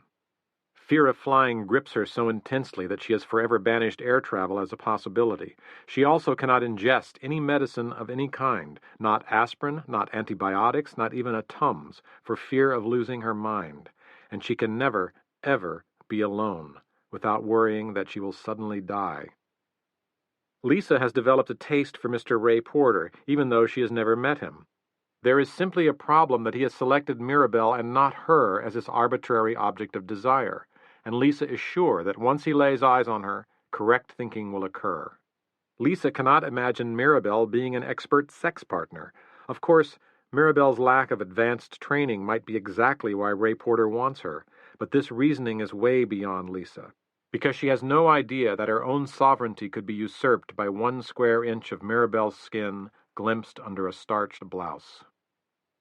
The day Lisa heard Mirabelle blab her story at the time clock, a vestigial memory was jarred in her head at the mention of the name Ray Porter. Lisa went home that night, concentrated, and remembered that his name had been in the air a few years ago because he had picked up and had an affair with a shoe clerk at Barney's, the fashionable department store 2 doors down. Then when he came in with another woman 6 months after the affair was over, the salesgirl went berserk and threw 2 pairs of Stephen Kellyan shoes at him, with one falling into an open fish tank, and she was promptly fired. Barney's has a don't ask, don't tell policy when it comes to customers and employees, and throwing shoes clearly violates the don't tell. Lisa also remembers that Ray Porter is powerful. Lisa doesn't see an interposition of herself between Mirabelle and Ray Porter as unethical. In her mind, Mirabelle deserves no one, and Lisa would be doing him a favor. What would Ray Porter do with a leaden Mirabelle lying nude on his bed with her legs open? What would any man do with a soggy girl who can't assert herself, who has a weak voice, who dresses like a schoolgirl, and whose main personality component is helplessness? Second date. Before Thursday's date, there are several formal phone conversations between Ray and Mirabelle, which establish that he will pick her up, that the time will be 8 p.m., and that they will go to a fun local Caribbean spot that Mirabelle knows called Cha-Cha-Cha. She is concerned about him seeing her apartment, which, at $500 a month, is only slightly more than the cost of their meal at La Ronde. She is also concerned that he'll have trouble finding it. The apartment is at the conjunction of a maze of streets in Silver Lake, and once found, still requires complicated directions to achieve the door. Down the driveway, second stairway, around the landing. When Thursday comes, Mirabelle speed cleans the apartment while simultaneously dusting herself with powders and pulling various dresses over her head. She settles on a short pink and yellow plaid skirt with a fuzzy pink sweater, which sadly prohibits any of Ray's peeking. This outfit, in combination with her cropped hair, makes her look about 19. This look is not meant to appeal to something lascivious in Ray, but is worn as a hip moto day that will fit right in at Cha-Cha-Cha. Then, finally prepared, she sits in her living room and waits. Mirabelle doesn't have a real sofa, only a low-lying futon cradled in a wood brace, which means that anyone attempting to sit on it is immediately jackknifed at floor level. If a visitor allows an arm to fall to one side, it will land on the gritty hardwood. If he sits with a drink, it has to be put on the floor at cat level. She reminds herself not to ask Ray to sit down. The phone rings. It is Ray calling from his car phone, saying he is only a little bit lost. She gives him the proper lefts and rights, and within 5 minutes he is knocking at her door. She answers, and both of them scurry in to avoid the harsh glare of the bare 100-watt porch bulb. If Mirabelle worried about Ray seeing her apartment, her concern was misplaced. This collegiate atmosphere dislodges a musty erotic memory in him, and he feels a few vague waves of pleasure coursing just below his skin. Mirabelle asks him if he wants anything, knowing that she has nothing to give him except canned clam juice.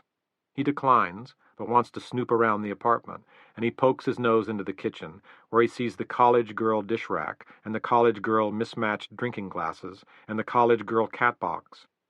The problem, of course, is that Mirabelle is already 4 years out of college and has not been able to earn an income at the next level. She asks him if he wants to sit down, which he immediately regrets, and Ray squats down onto the futon, bending himself into a crouch that for someone over 50 would be considered an advanced yoga position. After the absolute minimum conversation required to make the futon invitation not ridiculous, she suggests they leave. As Ray helps himself up, his body sounds a few audible creaks. They leave the apartment and walk toward his Mercedes with all the spontaneity of a prom date. Driving, he stiffly points out the features of the car, including the electric seat warmers, which prompt a few jokes from both of them. At the restaurant, they squirm and talk and wriggle until midway through the entree, which is a chilly hot fish of some kind prepared to blast the heads off all comers. Things are wooden between them, and would have remained so for the complicated second date had it not been for an elixir called Bordeaux. The wine greases things up a bit, and this little relaxation, this gear slippage, makes Ray bold enough to touch her wrist. He says he likes her watch. It isn't much, but it is a beginning. Mirabelle knows that her watch is of a dullness that could arouse no opinion at all, and even though her own eyes have filled with shallow pools of alcohol, she suspects that this contact is not about her watch, but about Ray's desire to touch her. And she's right. For as Ray drags the tip of his finger across the back of her hand, he measures the degree of tropical humidity that her skin delivers to his fingertip, and impulses of pleasure leap from neuron to neuron and are delivered to his receptive brain. He slips his finger and thumb around her wrist. "Now I'm your watch," he says, boyishly. Mirabelle and Ray, not drunk but hovering, are trying to figure some way out of the conversational mess they have gotten themselves in. Ray really wants to be driving around with his hand on her thigh, but he is stuck here in cha-cha-cha making small talk. Mirabelle wants them to be strolling down Silver Lake Boulevard holding hands, getting to know each other, but she needs a closing line about the watch, or they are just going to languish forever in endless circularity. Then Ray has a brilliant idea. He orders one more glass of wine and suggests they both drink from the same glass. Mirabelle is not a drinker, so Ray downs about 2/3 of it, and right in front of her gets out a pen and calculates his body weight versus the amount drunk, minus the food eaten, and announces he is okay to drive, which leads them to the car, which leads them to her porch, where he kisses her goodnight and presses himself against her, and she feels him thicken against her legs. And neither cares about the harsh porch light, and he says goodnight, and as he walks away, he thinks that he cannot imagine anything better than their next date. Their next date. Mirabelle ends up at Ray's house, where, fully clothed, they get on his bed, and she sits on top of him, and he unbuttons 3 buttons on her blouse, and he finds the area above her breasts, and confirms that it is her skin he had seen at La Ronde, and not a flesh-colored underthing. That's all they do, and he drives her home. The conversation. The conversation consists of one involved party telling another involved party the limits of their interest. It is meant to be a warning to the second party that they may come only so close. Again, Mr. Ray Porter takes Mirabelle to La Ronde. They sit at the same booth and have the same wine, and everything is done to replicate their first dinner, because Ray wants to pick up exactly where they left off, with not even a design change in a fork handle to break the continuum. Mirabelle is not sparkling tonight because she works only in gears, and tonight she is in the wrong gear. Third gear is her scholarly, perspicacious, witty self. Second gear is her happy, giddy, childish self. And first gear is her complaining, helpless, unmotivated self. Tonight she is somewhere mid-shift, between helpless and childish, but Ray doesn't care.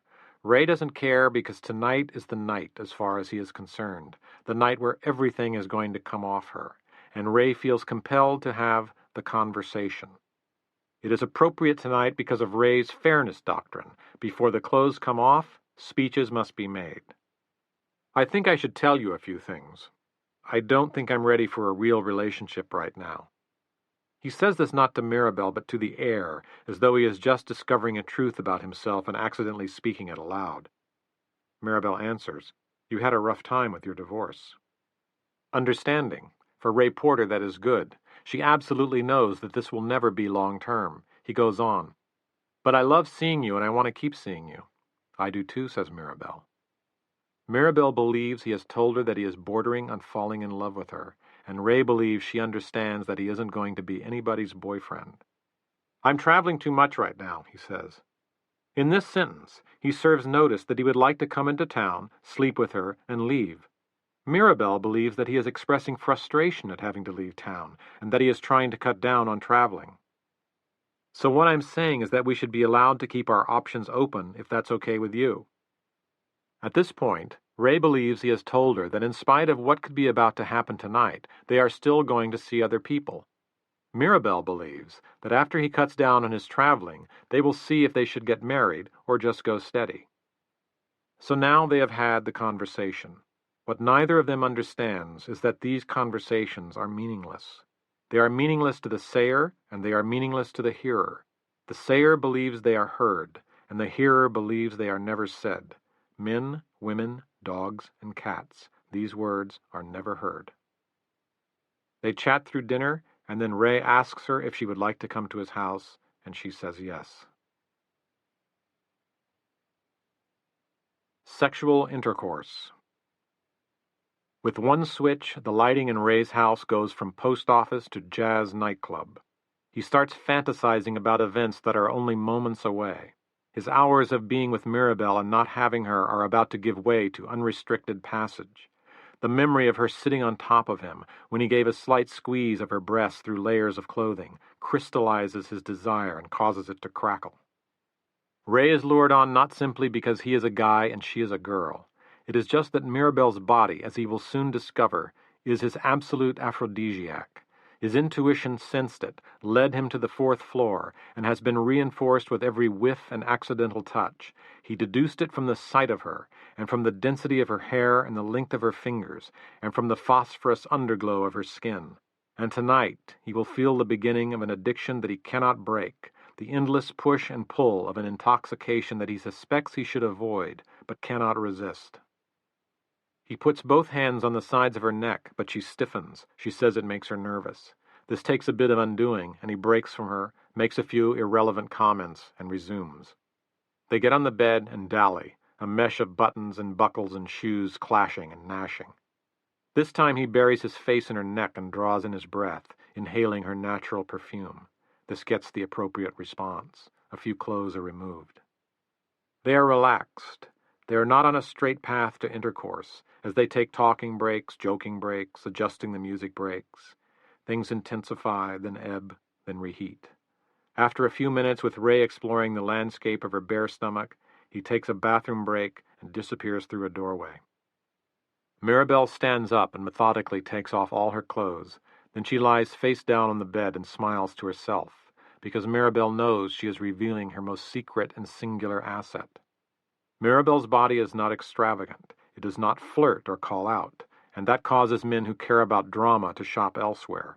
But when viewed at the radius of a king-size bed, or held in the hands, or manipulated for pleasure, it is a small spectacle of perfection. Ray enters the bedroom and sees her. Her skin looks like it has faint microlights under it, glowing from rose to white. Her breasts peek out from her sides as they are flattened against the sheets, and the line of her body rises and falls in gentle waves. He walks over and puts his hand on her lower back, lingers there, then rolls her over, kisses her neck, runs his hand down her legs and in between, then touches her breasts, then kisses her mouth while he cups her vagina until it opens, then he eats her, makes love to her as safely as the moment allows. Again she thinks, how different this is from Vermont. Then he faces her away from him and brings his body up next to hers. Mirabelle, fetal, curled up like a bug, receives the proximity of Ray Porter as though it were a nourishing stream. They wake in the morning on either side of the bed. Breakfast. At breakfast, early because she has to get to work, Mirabelle becomes age 7. She sits, waiting to be served. Ray Porter gets the juice, makes the coffee, sets the plates, toasts the bread, and pours the cereal. He gets the paper. Mirabelle is so dependent, she could have used a nanny to hold open her mouth and spoon-feed her the oat bran. She speaks in one-word sentences, which requires Ray to fill the silences with innocuous queries, like an adult trying to break through to a disinterested teenager. In this snapshot of their morning is hidden the definition of their coming relationship, which Ray will come to understand almost 2 years later. You like your breakfast? Ray decides to try a topic that is in both their immediate vision. Yeah. What do you usually have for breakfast? A bagel. Where do you get bagels? There's a shop around the corner from me. Total dead end. He starts over. You're in great shape. Yoga, she says. I love your body, he says. I have my mother's rear end, like 2 small basketballs covered over in flesh. That's what she said once on a car trip. She emits a little chuckle. Ray gets an odd look on his face, and Mirabelle reads him, and she says the only funny thing of the morning. Don't worry, she's older than you are. He wants to reach over and slide his hand in between the opening in the robe that he has lent her. He wants to relive last night, to trace his hands over her breasts, to analyze and codify and confirm their exact beauty, but he doesn't. This will take place on another night, with dinner and wine and walking and talking, where the seduction is not assumed and the outcome undetermined. His sexual motor is already whirring and purring for their next date. Ray's libido is exactly 24 hours ahead of his reason, and tomorrow at this time he will recollect that Mirabelle became quite helpless in the morning and wonder about it. His mind works slowly when it comes to women. He often does not know that he has been insulted, slighted, or manipulated until months or sometimes years later. But since he does not know what to expect from a woman, his 4 years of dating have not really educated him. He accepts Mirabelle's morning behavior passively. Ray's former experience has been with tough-minded, outgoing, vital, ambitious women who, when displeased, attack. Mirabelle's dull inertia draws him into a peaceful place, a calm female cushion of acceptance. He drives Mirabelle home, just in time for her to get ready and be late for work. Jeremy's adulthood. The stencil adheres to the amplifier by manila tape, and Jeremy has learned to evenly apply the paint in one skillful squirt of the airbrush. The doggone amplifier company has a logo of a dog, with cartoon speed lines trailing out behind it, with the brand name laid out in a semicircle underneath. It is not easy to fill in the delicate speed lines. Some of the earlier paint jobs, before Jeremy joined the ranks, are uneven and sloppy. When he works, he crouches in an uncomfortable position that only someone under 30 could bear for long before he would have to seek work elsewhere. His salary is so small that his paycheck could read so-and-so measly dollars, and no one would contradict. But it's Jeremy's work clothes that tell the story of his line of business. His jeans look like a Jackson Pollock, and his T-shirt looks like a Helen Frankenthaler. He is working at the bottom end of the arts. His boss, Chet, ambles through the warehouse with a client in tow, and their faint muffled voices waft over the stacks of amps to Jeremy's straining ears. He catches a glimpse of them and notices that the client is a sharply dressed businessman, presumably the manager of a rock band trying to make a deal for a ton of amplification in exchange for promotion. The problem in the negotiation, of course, is that Chet only wants to sell amps, and the manager only wants them for free. There is no middle ground. Chet's business is waterlogged and about to sink, and he simply can't afford to ship out $15,000 worth of equipment for use months later. The manager slips away with a handshake, and Chet stands there as the Mercedes disappears out of the lot through the chain-link fence. For Christopher Columbus, it was the sailing of 3 ships that launched his life's great journey. For Jeremy, it is the sight of the sinking Chet watching the ass end of a $100,000 car shrink to a vanishing point down an industrial street in Pacoima. He lays down his spray gun and gets in Chet's field of vision.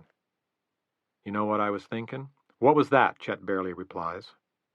You know who hangs out with rock musicians when they're on the road? Who, says Chet. Other rock musicians. And? If you had someone on the road with one of the bands using our stuff, someone who looks sharp, like that guy does, he thumbs in the direction of the dust of the Mercedes, someone the musicians could relate to, I bet you could sell a lot more amps. Do you have someone in mind? Me. Chet looks at the specter of ineptitude that is standing in front of him. He does not see a sharply dressed businessman. He does not see a clever salesman. But he does see someone he thinks a rock musician could relate to. And how much would you like to be paid to do this, says Chet. I could do it for... Jeremy has never ever been asked such a question. He has always been told what he would be paid. He can't even fill out an employment form that asks desired salary, as it confounds him. He always wants to write down $1 million. But Jeremy has been asked, so he has to answer the question. Nothing. What do you mean, nothing? I could do it for...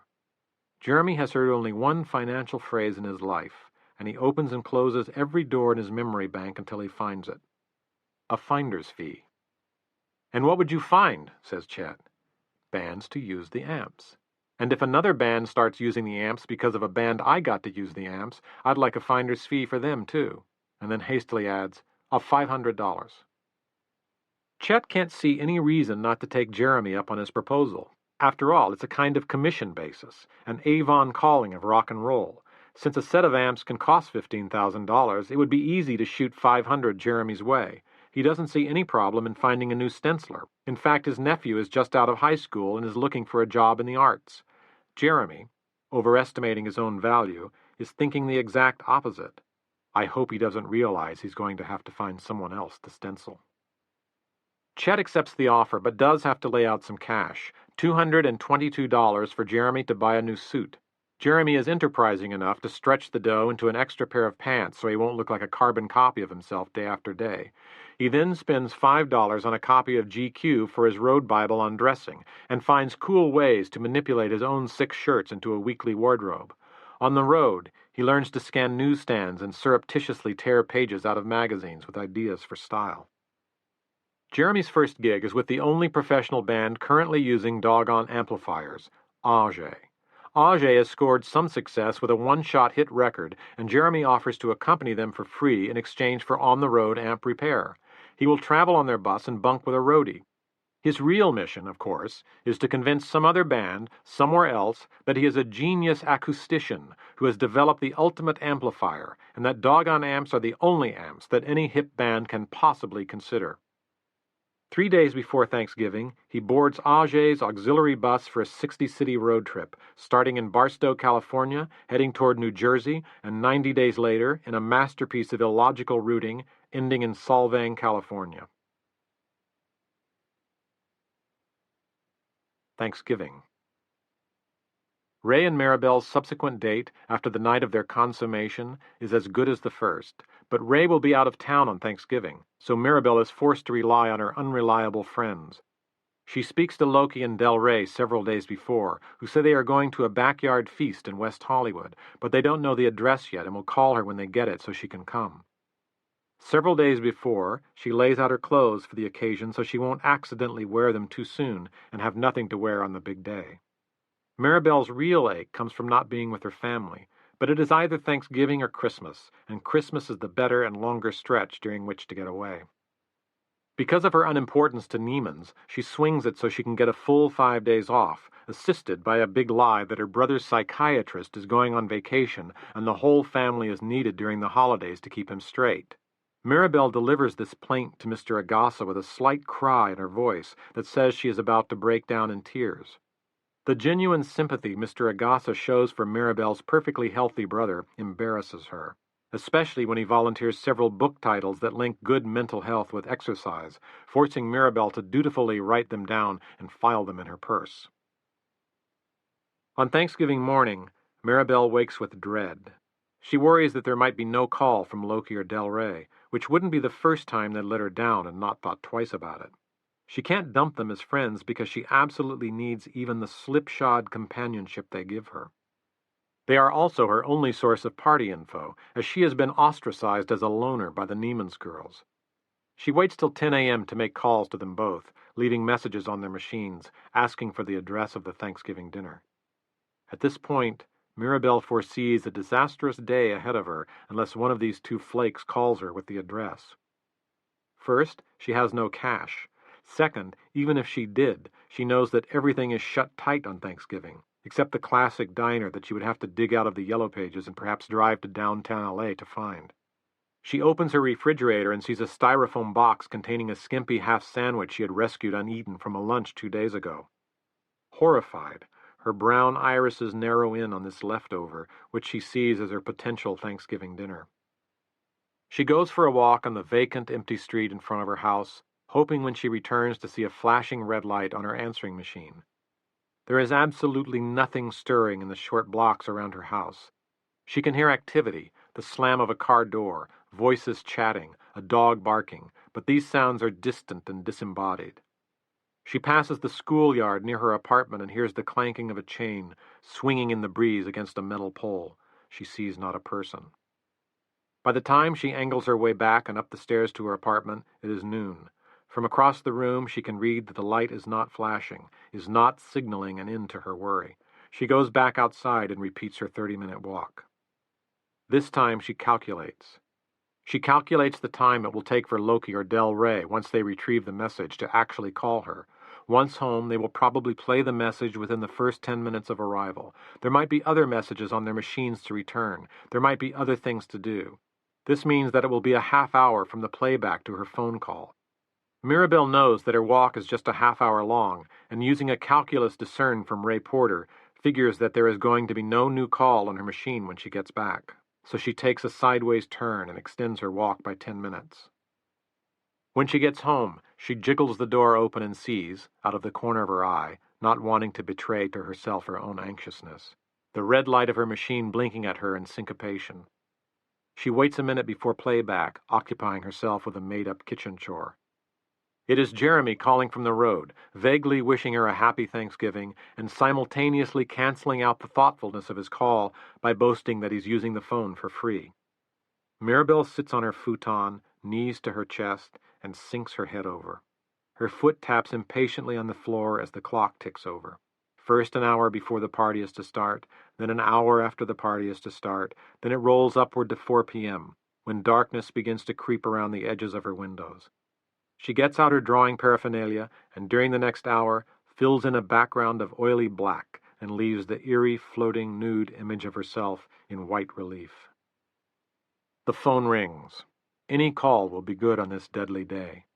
As it rings, she glares at it, momentarily getting even with the caller for the delay, then snatches up the phone and listens.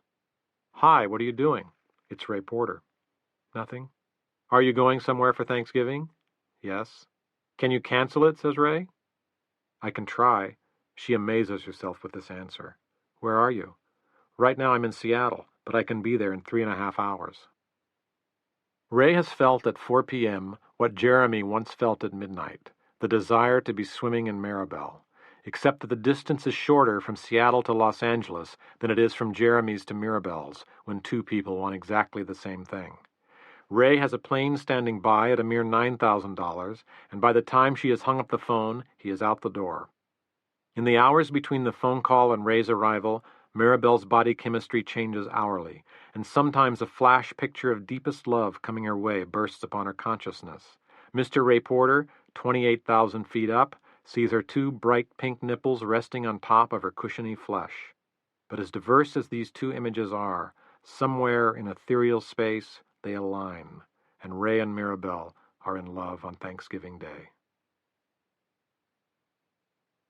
Ray brings airplane food for two, which on the private service he uses isn't bad: shrimp, lobster, fruit dessert, all wrapped in saran. They nestle on her bed with their feast spread around them, candles burning, and he tells her how beautiful she looks, and how much he loves to touch her. And later, Mirabelle takes out the gloves he has sent her, stands before him wearing nothing but them, crawls into the bed, and erotically caresses him with the satin Diors. They make love slowly, and afterward his hand wraps around her waist and holds her. And even though the gesture is somehow compromised by a lack of final and ultimate tenderness, Mirabelle's mind floats in space, and the 5 fingers that pull her toward him are received into her heart like a psalm. It is a comforting touch, a connection however tenuous, that makes her feel attached to something, someone, and less alone.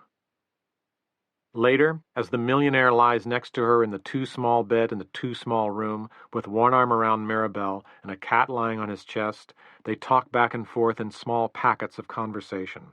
Ray listens to her work woes, her car woes, and her friend woes, and Ray makes up a few woes to tell her in response.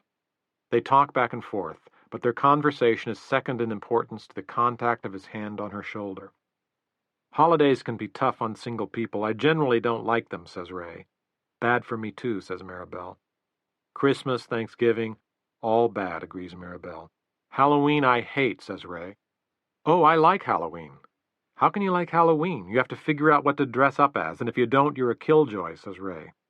I like Halloween because I always know what to go as, says Mirabelle. What do you go as? Well, olive oil. Mirabelle implies a stupid after she speaks. Mirabelle says this without the slightest trace of irony, in fact, with glee, that at least this one part of her life is solved. Although he does not know it, Ray Porter fucks Mirabelle so he can be close to someone. He finds it difficult to hold her hand. He cannot stop in the street and spontaneously hug her. But his intercourse with her puts him in proximity to her. It presses his flesh against hers, and his body mistakes her flesh for mind. Mirabelle, on the other hand, is laying down her life for him. Every time she jackknifes her legs open, every time she rolls on her side and pulls her knees up so he can enter her, she sacrifices a bit of herself. She gives him a little more of her that he cannot return. Ray, not understanding that what he is taking from her is torn from her, believes that the arrangement is fair. He treats her beautifully. He has begun to buy her small gifts. He is always thoughtful toward her and never presses her if she isn't in the mood. He mistakes his actions for kindness. Mirabelle is not sophisticated enough to understand what is happening to her, and Ray Porter is not sophisticated enough to know what he is doing to her. She is falling in love, and she fully expects her love to be returned once Mr. Ray Porter comes to his senses. But right now, he is using the hours with her as a portal to his own need for propinquity. In the morning, at a coffee shop around the corner, Ray ruins everything by reiterating his independence, even clearly saying that their relationship is not exclusive, and Mirabelle, in a logical and rational mode, and believing that she too is capable of random dating, agrees for both of them, then adds that if he does sleep with someone else, she should be told. Are you sure you want that? Yes, says Mirabelle. It's my body and I have a right to know. Ray believes her because he is naive. Ray stays in L.A. for 3 days, sees Mirabelle one more night, calls her twice, hurts her inadvertently one more time, levitates her spirit once, makes love to her again, buys her a watch and a blouse, compliments her hair, gets her a subscription to Vogue, but rarely, maybe twice, kisses her. Mirabelle pretends not to notice.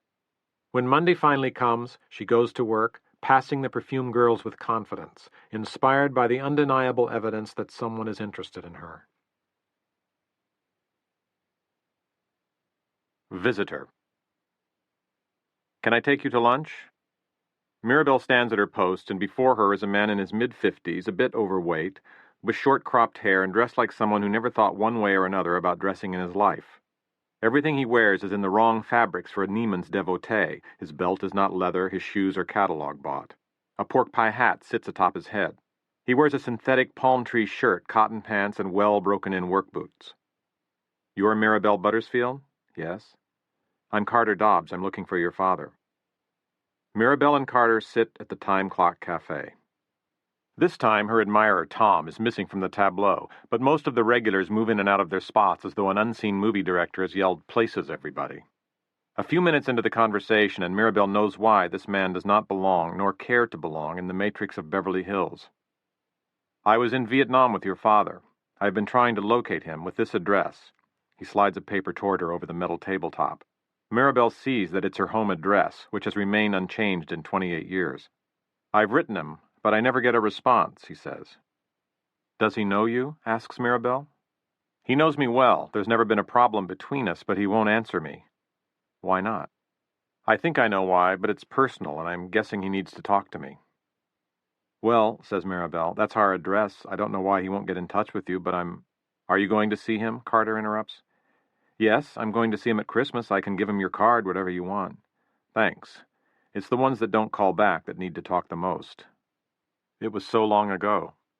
Yes, sweetie, so long ago. Some do better than others, and I've just made it a mission of mine to reach my brothers, see if they're okay. Is your dad okay?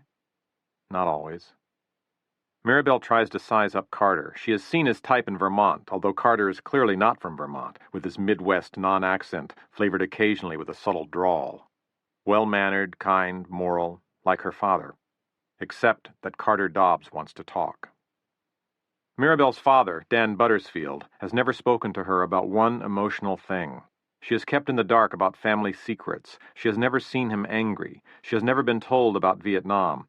When asked, her father shakes his head and changes the subject. He is stoic, like a good wasp from Vermont should be. The household was shaken when Mirabelle was 17, when it was revealed that her father, whom she adored, had been involved in a sexual affair that had lasted for 7 years. Mirabelle's emotional age was always 5 years behind her real age, so this information was received as if by a 12-year-old. It struck her hard and made her bluff happiness for the next 11 years. This event fits exactly into Mirabelle's jigsaw puzzle of sadness still being assembled inside her. Having watched her mother's struggle, Mirabelle keeps a fear harbored inside her of the same thing happening to her, and when anything occurs in her life that is even similar, like a current boyfriend going back to an old girlfriend, she breaks. Carter Dobbs walks her back to Neiman's. He gives her his card from Dobbs Auto Parts in Bakersfield, California, and he squeezes her arm goodbye. As he turns away from her, she finally can name what disturbs her about him. He doesn't laugh. Girl Friday. Mirabelle is tied up in Friday traffic, and this is only Thursday. She slogs along Beverly and misses every light. She fails to step on the gas at the exact nanosecond of the light change, and she gets honked at not by one, but 2 drivers. Locked in the darkness of her car, with the wipers set on periodic, she feels uneasy. The night scares her. Then this uneasiness gives way to a momentary and frightening levitation of her mind above her body. She can feel her spirit disconnect from her corporeal self, and her heart starts racing. She had felt its calling card months earlier, this unwelcome visitor in her body who seemed to fly through her and then was gone. This time it is stronger than before, and it stays longer. It is as though her body is held down by weights, and her mind is being methodically disassembled. The stairs from her impossible-to-negotiate parking space to her front door are endless. She trudges from step to step. The door is heavy as she pushes it with her inserted key. Once inside, she sits on the futon for several hours without moving. The cat nudges her for dinner, but she can't get up. Mirabelle has been through this before, but the power of the depression keeps her from remembering that its cause is chemical. As has happened several years earlier, her medication is failing her. The phone rings, but she cannot answer. She hears Ray Porter leave a message. She drags herself to bed without eating. She closes her eyes, and the depression helps her sleep. Sleep, however, is not relief. The depression does not go away politely, waiting to come back in the morning when she is refreshed. It stays, and tonight it works on Mirabelle even as she sleeps, poisoning her dreams. In the morning she calls in sick, faking a flu, which is the closest expressible illness to what she is actually experiencing. By noon, she is thought to call her doctor, who wants her to come in and who suggests that she is experiencing a pharmaceutical collapse. But the chemical malaise makes her disinterested even in getting well, and she feels the value of everything that has meaning for her slip away, her drawing, her family, Ray Porter. For the first time in her life, she thinks she might rather be dead. The hours slip along, and she might have sat on her futon all day had the phone not rung around 4. This time she answers. "Are you all right?" It is Ray Porter. "Yeah. I called you last night." "I didn't get the message. My machine is acting funny," she lies. "Do you want to have dinner tonight? It's my last night here for a while." Mirabelle can't answer. Ray repeats himself. "Are you all right?" This time she lets her tone speak for her. "I'm pretty okay." "What's the matter?" says Ray. "I'm supposed to go to the doctor." "Why? Why do you have to go to the doctor? What's wrong?" "No, I have to go. I take Cerazone, but it stopped working." "What's Cerazone?" says Ray. "It's like Prozac." "Do you want me to take you to the doctor? Do you want me to come over there and take you to the doctor?" "I probably should see him." "I'll come and take you." Within an hour, Ray collects her, drops her off at Dr. Tracy's, and sits in his car, waiting for Mirabelle in the no-waiting zone in Beverly Hills. He can see the stream of people going in and out of this medical building, and wonders how Mirabelle can afford such treatment. But it is a Neiman's employee benefit that provides her with a local doctor, and luckily her doctor has moved from the valley 20 miles from her apartment to the Conrad Medical Building 2 blocks from her job. Ray sees a beautiful woman in her 30s exiting the building with a broad-brimmed hat pulled low over her face, hiding 2 freshly enormous lips. Ray Porter guesses there is a waiting period after injection while they deflate to an approximation of actual human form. He sees a vibrant Chiquita with her ass vacuum-packed into a yellow rayon wrap, her torso perched on 2 tree stumps. He sees what he thought didn't exist except as parody: a leather-skinned businessman with dyed black hair, his shirt open to the waist and his chest laden with 14 karat. He clinks as he darts across the street. He sees a dozen or so women who have decided that overkill is best in the breast department. He wonders if they are kidding. He wonders if the men who adore them excuse their lapse in taste and love them anyway, or see them as splendid examples of woman as hyperbole. This is what he likes about Mirabelle. Her beauty is uncultivated, and he can trust that what is there at night will be there in the morning, too. He wonders what it is that makes him willing to sit in his car on a street, this millionaire, waiting for a 28-year-old girl. Is it his lust for her, or is something happening inside him that makes him care for her in an unexpected, unpredictable way? He sees a family of tourists with a 16-year-old daughter who is so purely beautiful that it makes him ashamed of the lewd image he fleetingly conjures. Ray has very loose boundaries on what he considers fair game, although rarely has he allowed himself to dip below the arbitrary 25-year-old watermark. What distinguishes him from the man with the dyed hair who clinked across Bedford Drive a few moments ago is that whether he knows it or not, Ray is actually looking for someone. But he needs to be killed off several times by getting in too deep with the wrong person. He needs to break a heart and know that he has caused it, and to experience the sudden loss of interest that can occur within hours of a high peak of desire. At this point in his transition from boy to man, he does not know the difference between a woman who is feasible and one who is not. This is still to come. Meanwhile, his eye roams around and focuses his unconscious on what can be a woman's smallest desirable quanta: the back of her neck seen in the shadow of her hair, the arch of her foot resting in an open sandal, an appealing contrast in the color of her blouse and skirt. These glimpses propel his desire, yet because he won't admit to himself how small the thing is that he wants, he inflates it to include her entire self, so he won't think of himself as a bad guy. Then a courtship begins, unconscious lies are told, and an enormously complex schema is structured, all to attain the mystery of an ankle that enters seductively into an oversized jogging shoe. As Ray Porter sits in his car in this corridor of lust, where scores of women pass through his crosshairs, a desire for Mirabelle takes root and spreads. He reminds himself that she is not feeling well, but then again, she might be in the mood later, and in fact, a good fuck might be the best thing for her.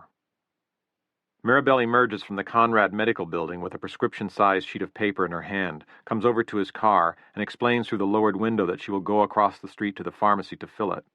Ray nods and asks her if she wants him to go with her. She says no. When Mirabelle is halfway across the street, she hesitates and returns to the Mercedes. Ray lowers the window, and Mirabelle, shrinking her body like an embarrassed child, speaks. "I don't have any money." Ray turns off the car, goes in with her, and pays $78 for 100 tabs of Celexa, the latest miracle of chemistry that should right Mirabelle's listing ship. Back in the car, he suggests that she stay at his place for the night. Mirabelle takes this as an expression of his caring, which it is. It is just that his caring is a potion, mixed with 1 part benevolent altruist and 1 part chimpanzee penis. He drives Mirabelle up the winding roads into the Hollywood Hills as she sags lower and lower. The Celexa will take weeks to kick in, and she knows it. "Thanks for all this." "That's okay," Ray says. "Are you feeling better?" "No." However, the thought that someone is taking care of her buoys her up exactly 1 notch from the bottom of her earlier depression. An intense headache begins to split her in half, and after Ray slots the car in the garage, he helps her to his bed. If the headache had not appeared, Ray would have stroked his hand along her, down across her breast to her abdomen, and tried to seduce her. The headache keeps her from seeing the worst side of Ray's desire for her, and the worst side of men's desire in general. He is lucky he doesn't try, because she would have hated him for it. Mirabelle sleeps motionlessly and silently, with her auburn hair splayed across her face and neck.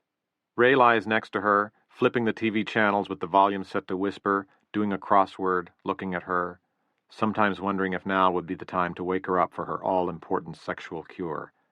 But the night passes eventless, and eventually he nods off and sleeps fitfully until morning.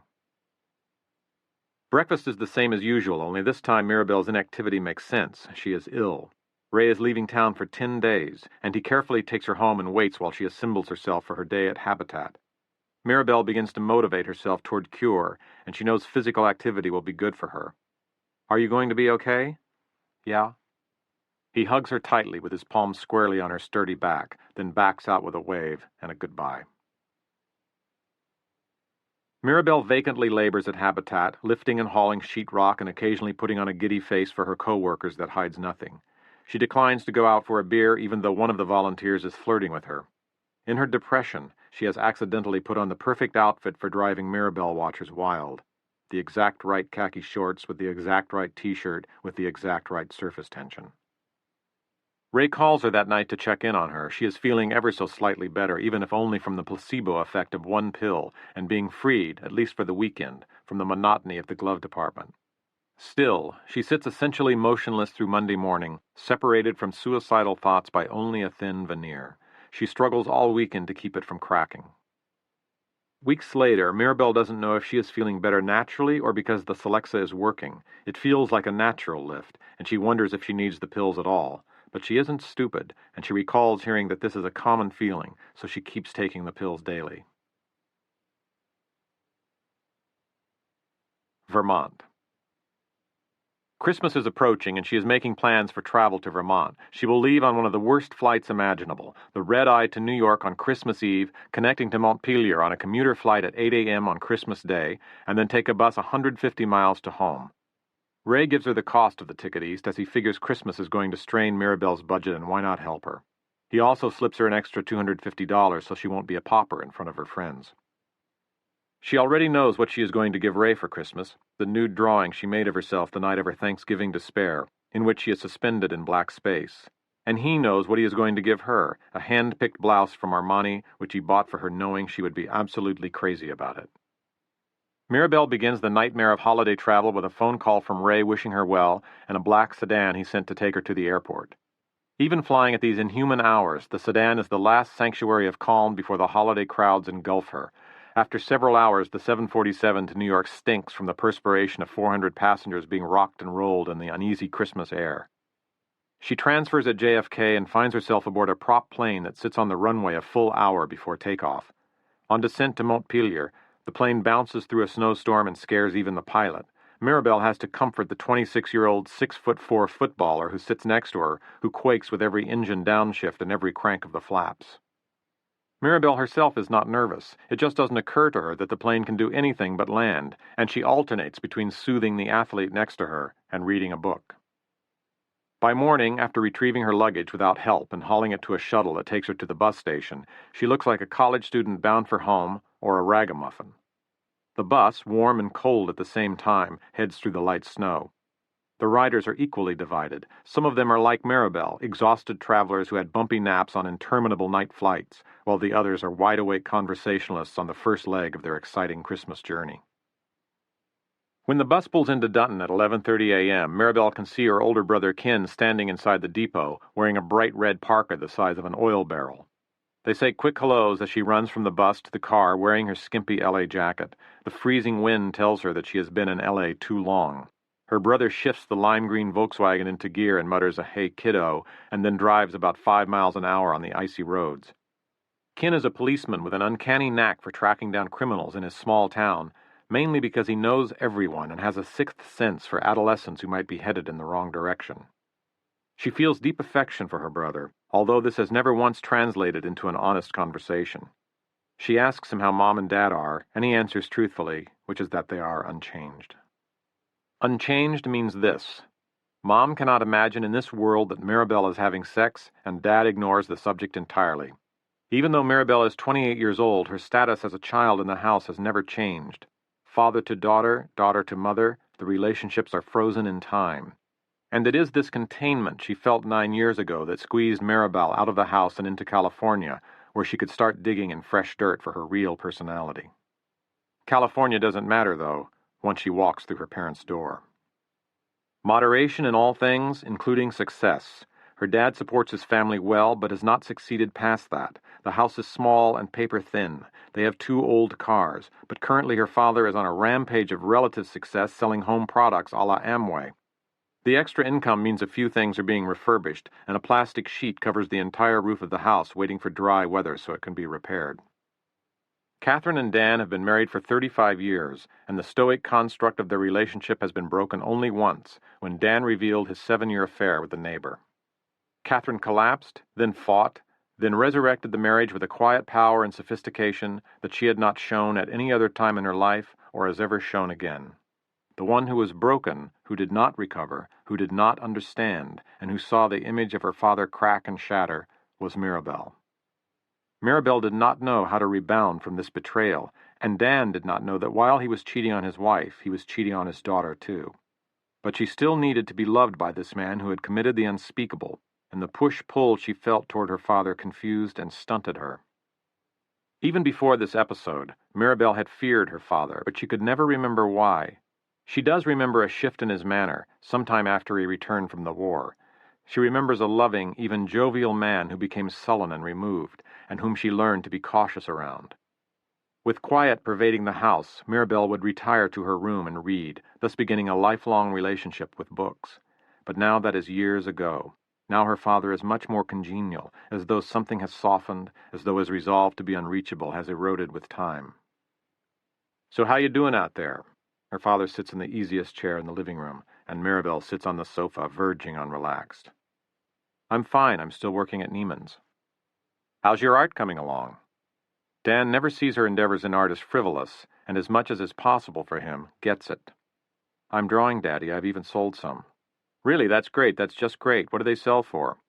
"The last one brought $600 split with the gallery." Mirabelle's mother brings a tray of Cokes into the room and just catches her daughter's modestly expressed boast. She looks askance at her, as if to say, "Can that possibly be true?" For some reason she feels the need to fake naivete about this art thing that Mirabelle is doing. She pretends she doesn't get the preoccupation with it, that it is all beyond her understanding. The source of this self-deception is a mysterious and arbitrary decision to place certain arenas outside her realm of understanding, like the man of the house being simply unable to comprehend how to wash and dry dishes. The woman who had become a firewall of protection around her family when it was threatened now feels the need to play dumb. The three talk on, then Dad suggests the family take a walk around the neighborhood, which they do. He leads her by certain houses so he can call out to neighbors and show off his daughter, and Mirabelle becomes the daughter she was to him prior to the revelation of his affair. She hangs back behind her dad. Her pose becomes awkward, her voice weakens. She shyly says hello to familiar neighbors, and none of what she has seen and experienced in California is present in her demeanor. Catherine stands by in wife mode, and Mirabelle looks at her and wonders where her own deep eroticism could possibly have come from. After the family dinner, with her brother's wife Ella making it 5, Mirabelle goes to her room and sits on the bed amid the relics of her childhood. Her mother's discarded sewing machine has been stowed in the room, and there are a few stray cardboard storage boxes stuffed into her closet, but otherwise everything is the same. The clock radio from the 70s, pre-digital, sits on her bedside table, in exactly the same spot it occupied when Jimmy Carter was president. The books that Mirabelle dove into when she wanted to vanish from the family are still in perfect order on her painted wicker bookshelf. The yellow glow from the incandescent overhead light washes over everything, and it too is familiar. Although she feels she is a stranger in the house, she is not a stranger in this room.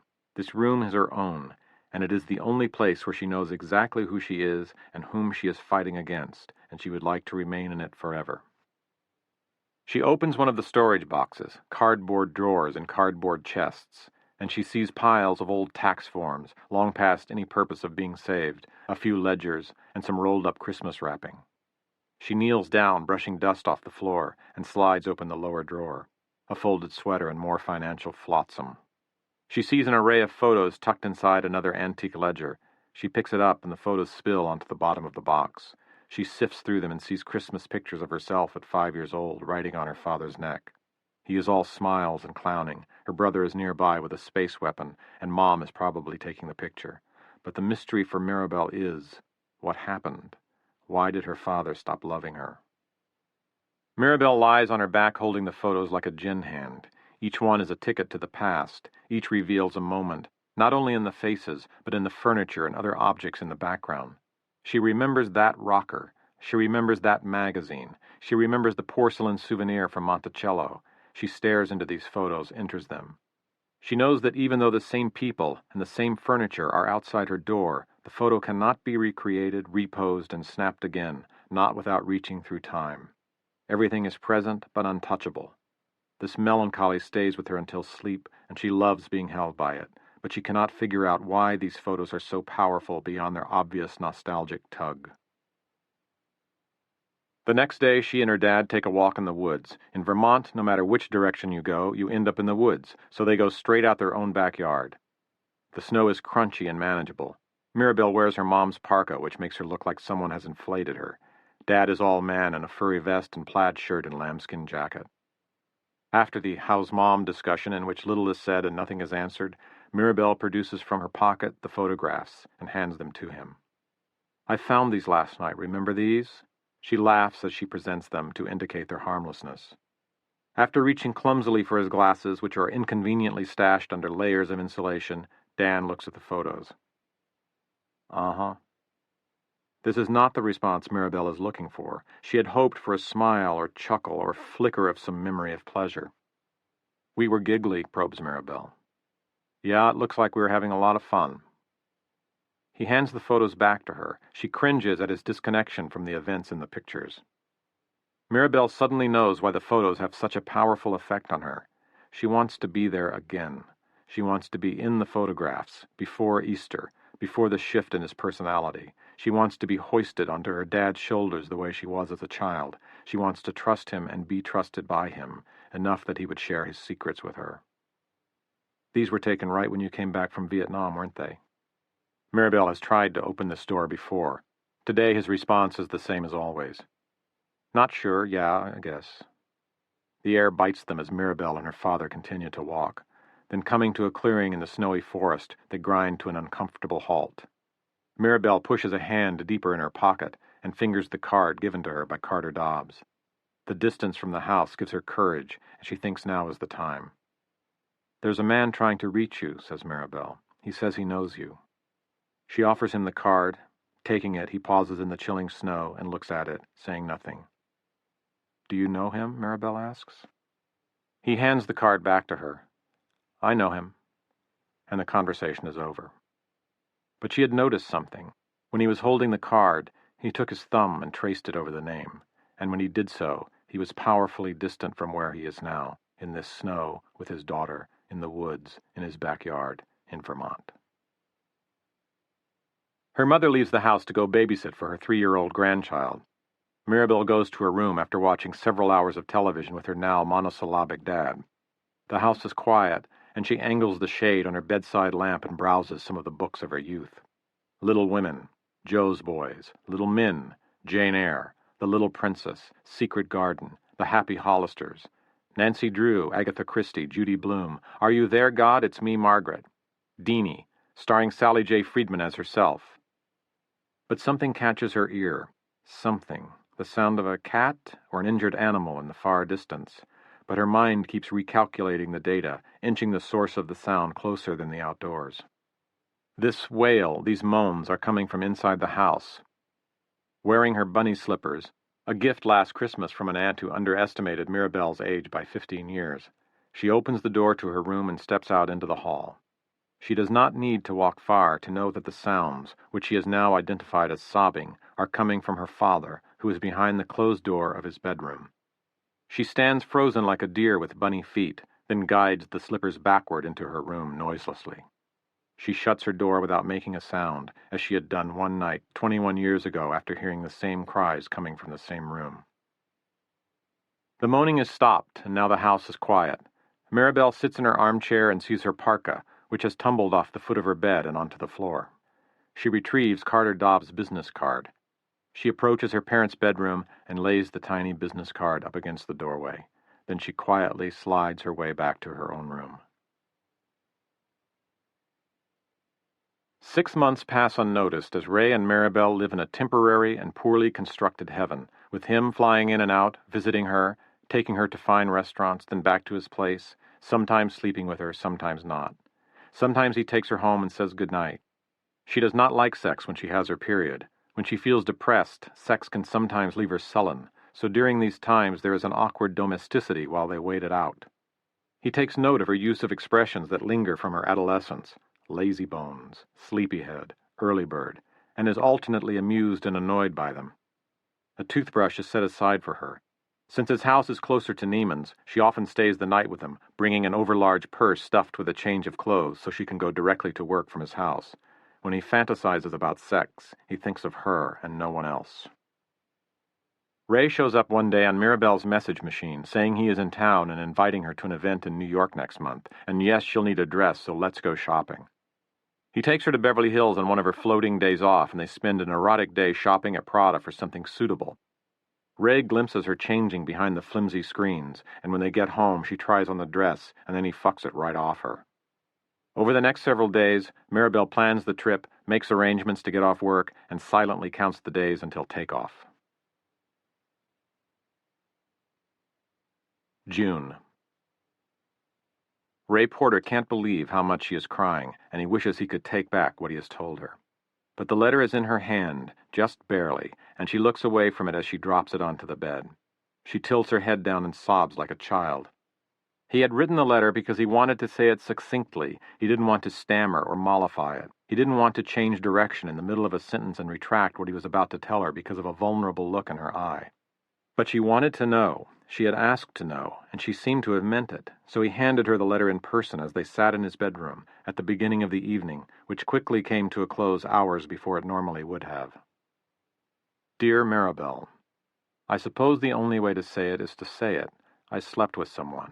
It was not romantic or intimate, and I did not stay the night with this person. I am not telling you this to hurt you, and I'm not telling you because I want our relationship to change. I am telling you this only because you asked me to. I hope that you can find a place of understanding in you. I am sorry, Ray.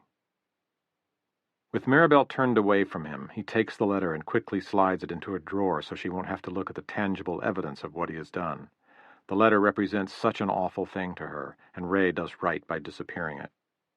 He had debated with himself for 2 hours while flying to Los Angeles, tell her or not, but she had asked him to tell her. She must have meant it. Plus, it wasn't love, it was a fuck. Plus, she had asked him to tell her. He thought this was a new feminism thing, that he is honor-bound to oblige, that if he doesn't, he is a pig, that he will actually come off well by telling her. No one could judge him otherwise.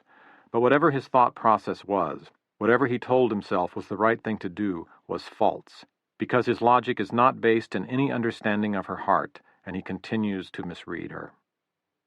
Mirabelle doesn't ask questions. She rises up and drags her sweater down the hall, stumbling like a drunk. Ray does not know how to handle this girl. If only she were practical. He would handle her in a practical way, but Mirabelle is in stage 1, a child who has just had her heart rearranged by someone she trusted. She mumbles a cancellation of their upcoming weekend trip to New York. He follows her to her car and watches her drive away. The next day, he gets on a plane to Seattle. Ray waits a day, then phones her just at the moment he knows she will be walking through the door. How are you? Okay, she says in a small voice. You want to talk about it? Okay, can I call you back? Yeah. And they hang up. Mirabelle lays down her things, takes off her diaphanous Gap windbreaker, and drinks some water. She has been in a daze all day. She never wants to talk to him again, yet she is glad he called. She needs to talk to a friend, an ally, about Ray's transgression, but Ray is her only friend. She goes to her bedroom and dials area code 206. Ray? Hang up and I'll call you back, he says. Yeah. This is a fiscal ritual. Whenever she calls him long distance, they hang up and he phones her back so she won't have to pay for the call. Are you better, he says. I'm a little better, she says, not knowing what she means. Should we see each other, says Ray. I don't think so. I've changed my ticket from New York. Is that okay? I want to go to Vermont to see my parents. Mirabelle is not going to her parents for comfort. There will be no sympathy from her mother or father, because she can hardly explain the situation to them, especially since her father is guilty of the same act. But there will be solace in her room, in her things. Sure, of course, says Ray. The conversation stumbles on, and Ray tells her he is sorry he hurt her, and he is. But inside he doesn't know what he could have done differently. He is determined not to love Mirabelle. She is not his peer. He knows that he is using her, and he isn't able to stop. And as powerful as their desire for each other remains, their conflicting goals stalemate them, and their relationship has failed to move forward even the incremental amount necessary for it to stay alive. They mumble some goodbyes, Ray knowing it is not yet over, and with Mirabelle unable to think further than her own current pain. Prada. Lisa got wind of Mirabelle's Prada visit. For Lisa, Prada is the end-all, be-all of courtship. Its exquisite clothes are not only expensive but identifiable. A Prada dress is a Prada dress and will always be a Prada dress, especially a new Prada dress. A new Prada dress means that the trip to the shop is recent, that fresh money has just been spent, and if Lisa were wearing a new Prada dress, it would signify a big catch on her part. It would show that she has landed money and that her man has spent enough time with her to have escorted her to Beverly Hills and waited till she had tried on each and every and then shoved a credit card thoughtlessly across the counter without even checking the price tag. Lisa comes face to face with the rumor one morning when she sees Mirabelle arrive at work in a sparkling and flattering colored dress. To Lisa, Prada is as recognizable as her own mother, and seeing Mirabelle draped in the perfect Prada shift provokes in her a deep guttural growl. Lisa calls her friend at the store to get the full scoop, and yes, Ray Porter and an unknown miss did roll through. The only thing Lisa can think to do when she hears her worst fears confirmed is trim and coif her pubic hair. This is a ritualistic act of readiness, a war dance that is akin to a matador's mystical preparations for battle. It is also done out of the belief that everything natural about her has to be tampered with for it to achieve its utmost beautiful state. Breasts, lip size, hair, skin color, lip color, fingertips, and toenails all need adjustment. Lisa sits on the toilet as she shaves, one leg propped up on the bathroom cabinet. She can dip the razor in the toilet when she needs to wet it while she shapes and combs the furry patch to perfection. Lisa is determined to cull Ray Porter away from the Mirabelle mistake. All she has to know is where he is and what does he look like. She can easily glean this from the trusting Mirabelle, probably in one lunch, so she doesn't have to worry too much or make plans to connive. After the final dip of the razor in the toilet and a gentle splash of water to the now perfectly shaped lawn, Lisa stands up, stark naked, and looks at herself in the bathroom mirror. She is an hourglass with all the sand on top. She is white and pink, and her implants pull and stretch and whiten the skin around them so her breasts glow. Her nipples are the color of bubblegum, and the silicone makes them resilient enough to chew like bubblegum.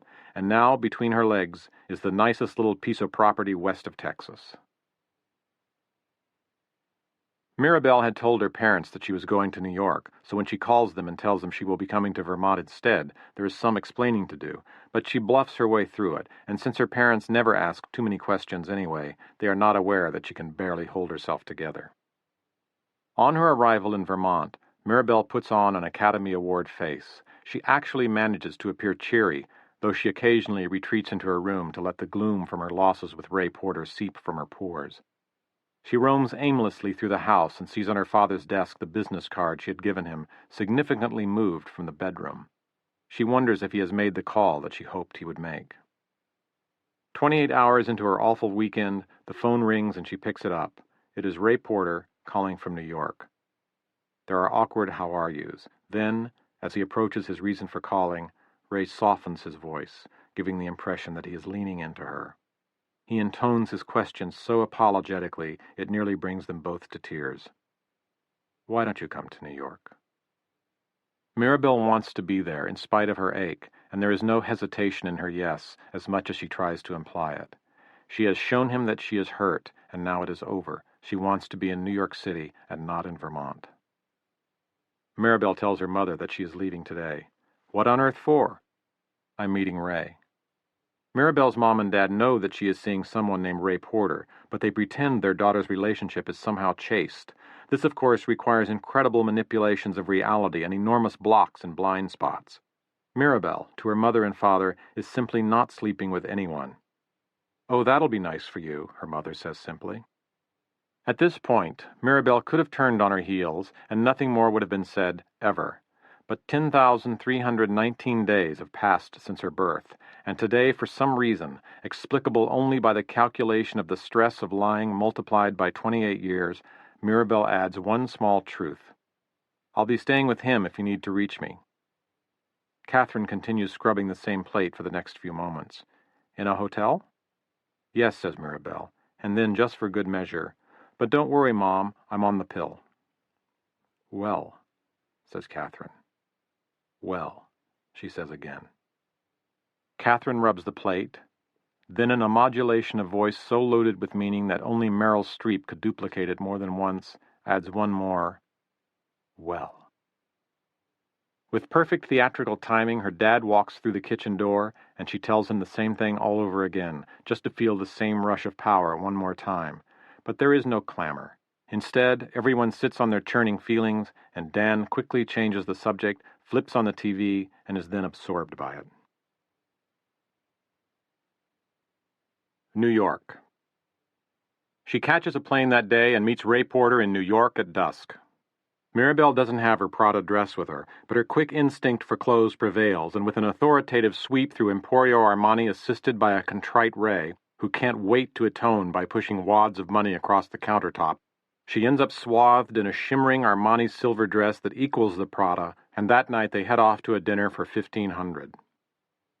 After the event, where she looks statuesque and elegant, where a few photographers' bulbs go off as they enter in spite of their non-celebrity status, where it is so challenging to Mirabelle to be sitting at a table for 12 among hundreds of tables, where she is so enthralled to be at this event that its dullness is not apparent to her, they end up at a small cocktail party for a dozen people at a smart Park Avenue apartment.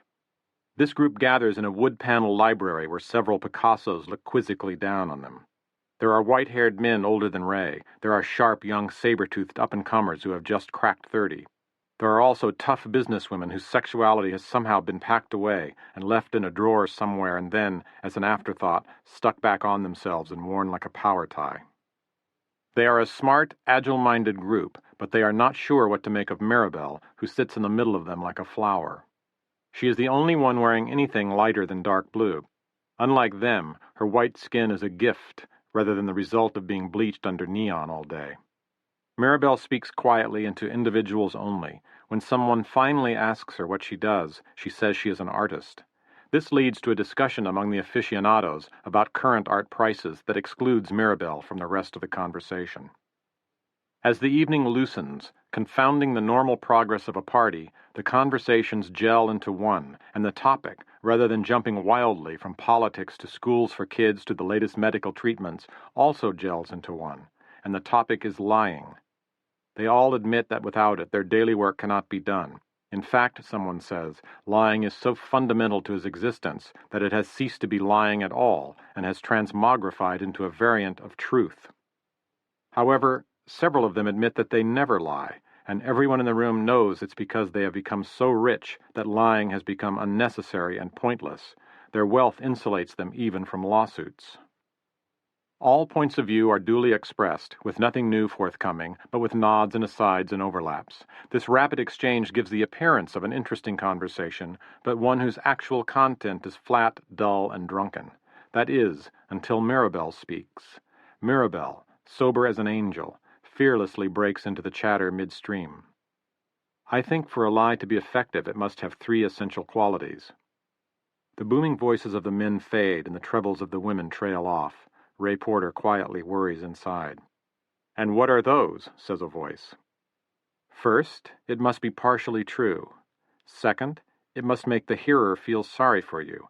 And third, it must be embarrassing to tell," says Mirabelle. "Go on," the room implies. "It must be partially true to be believable. If you arouse sympathy, you're much more likely to get what you want. And if it's embarrassing to tell, you are less likely to be questioned."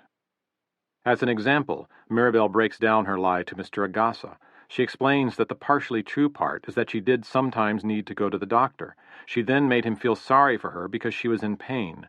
Then she embarrassed herself by having to explain it was a gynecological problem. The agile minds in the room click open the brain files and store this analysis away for future use.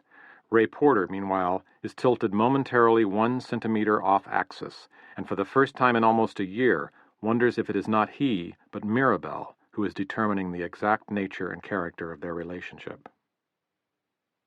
They don't make love that night, or for a while, but within a month everything resumes, and the letter and its dark information is mentioned only one more time, ever.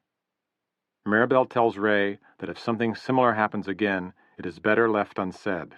But the sandy foundation of their relationship has been eroded. It has been eroded by the unmentionable being mentioned. Their silent agreement not to discuss Ray's devotion or dedication has been broken. Mirabelle no longer knows what she believes about her relationship with Ray Porter. She no longer asks herself questions about it. She simply resides in it. Ray continues to see her and make love to her, with their erotic interest never waning, not even one pheromone. He pays off her credit card debt, which had whopped up to over $12,000. Months later, he pays off her slowly accruing student loan, which has recently crossed the $40,000 mark. He replaces her collapsing truck with a newer one. These gifts, though he doesn't know it, are given so that she will be all right after he leaves her. He continues his quest elsewhere for a single appropriate love, with occasional dates, road trips, and flirtations, but he continues to care about Mirabelle in a way he cannot explain. His love for her is not the crazy love he expects to feel, the swinging, delirious rhapsody that he has promised himself. This love is of a different kind, and he searches his mind for its definition. Meanwhile, he maintains a belief that their relationship can go on undisturbed until the absolute right woman comes along, and then he will calmly explain the circumstance to Mirabelle, and she will see clearly how well he has handled everything, and wish him well, and congratulate him on his reasonable thinking. L.A. "I'll have a hot dog," says Mirabelle. It must be noted that this is not an ordinary hot dog, but a Beverly Hills hot dog, with none of the unspeakable ingredients of a carnival hot dog, so Mirabelle is not violating the purity of her tender blood flowing under her dewy skin. Lisa, on the other hand, orders a salad that fulfills her personal view of the two main qualities of diet food. It looks ugly and tastes bad. She has not allowed that some foods, perfectly low in fat, can actually taste good. She saves ordering normal food that might not be so dietary, for those times when a man is watching, hoping to come off as a vixen who never gains an ounce. This is the importance of dating for Lisa. Without it, she would wither away, barely able to lift a spoonload of sliced carrots.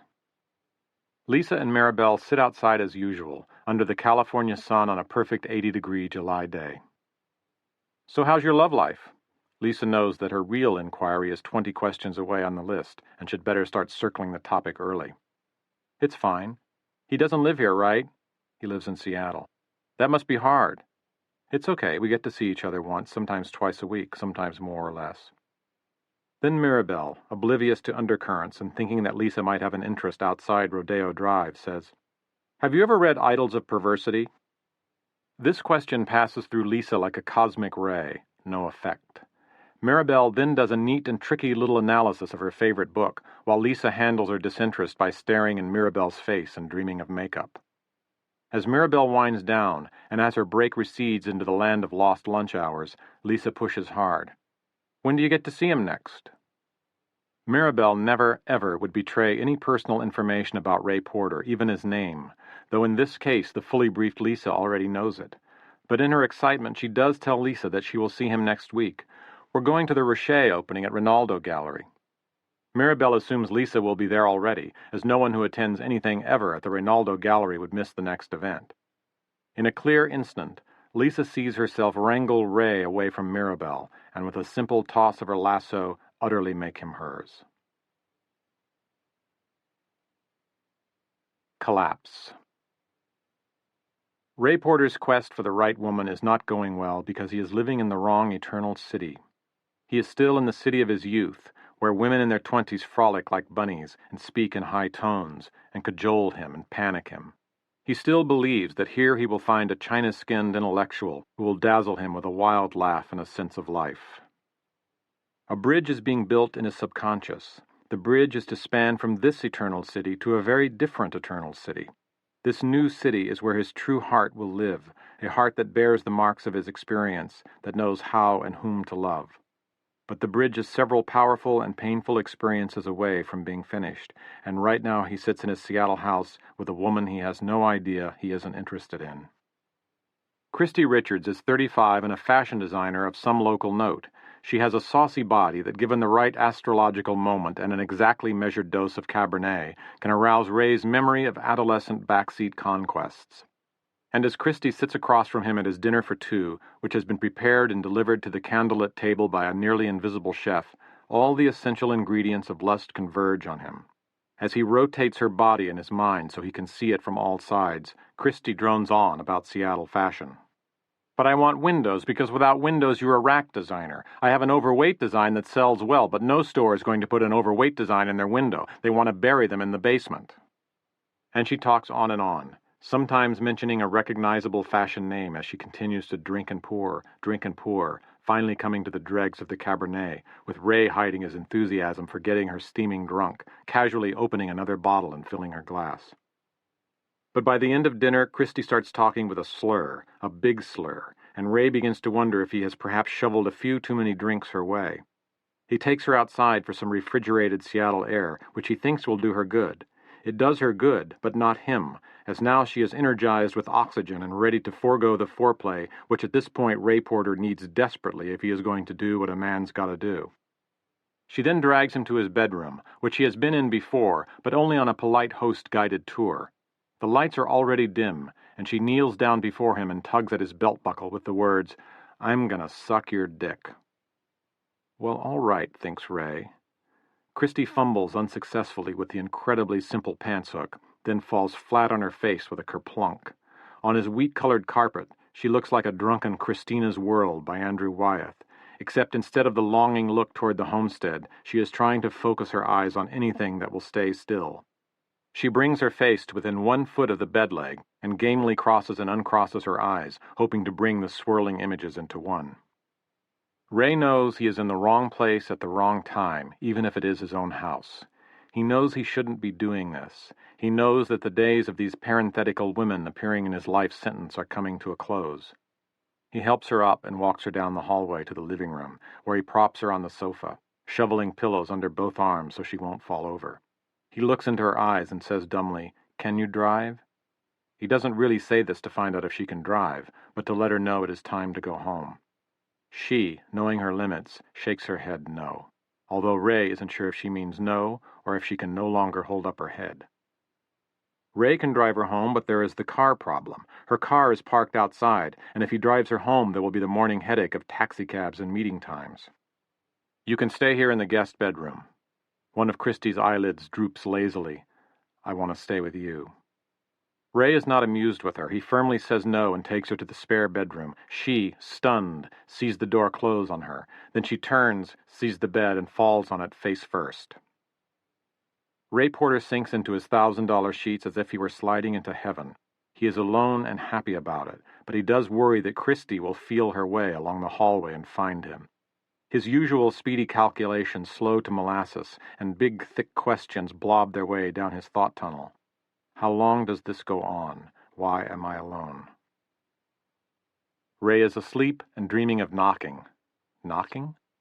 He wakes at the moment of deepest third-stage slumber, so groggy that only one of his senses, his hearing, is functioning. He lies there, wondering if there is a burglar in his house. He pulls himself out of bed and walks down the hall, brave only because he quickly computes that the odds of there actually being a burglar are slim. He can hear the noise in the distance. Is it down the street? There is construction down the street. Would they be working at 3 a.m.? He hears it again, but this time realizes it is someone knocking on his front door. He pulls open the door, and there is Christy, standing fully dressed, except she has no shoes. "My shoes are in your backyard."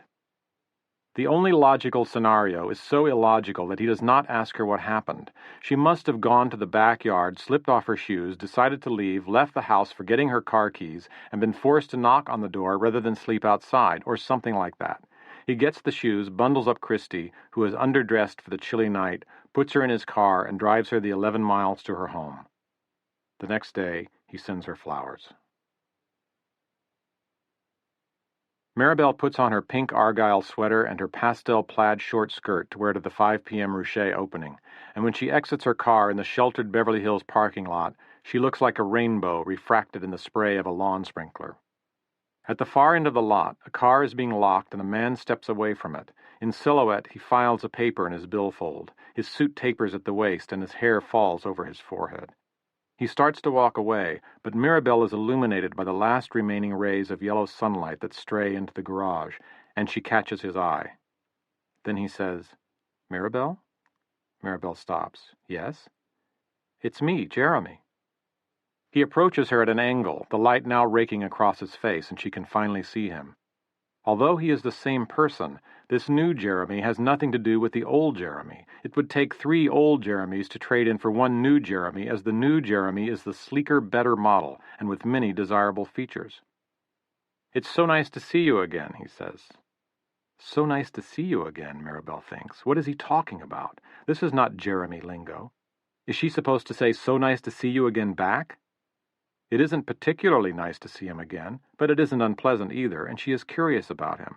But before she decides what to do, Jeremy casually unbuttons his one-button suit, leans forward, and kisses a continental hello on one of her cheeks. "Are you going to the opening?" "Yes, I am," says Mirabelle. "I didn't know if I'd make it back to town before it closes, so I wanted to see it tonight. Can I walk with you?" Mirabelle nods, surveying Jeremy's sumptuous leather shoes and the precise fall of his pant legs draping over them. She wonders what happened. What happened was this. Jeremy's 3 months on the road, which expanded into a year of multiple trips eastward, not only were a financial success, relatively, but were a success of another kind.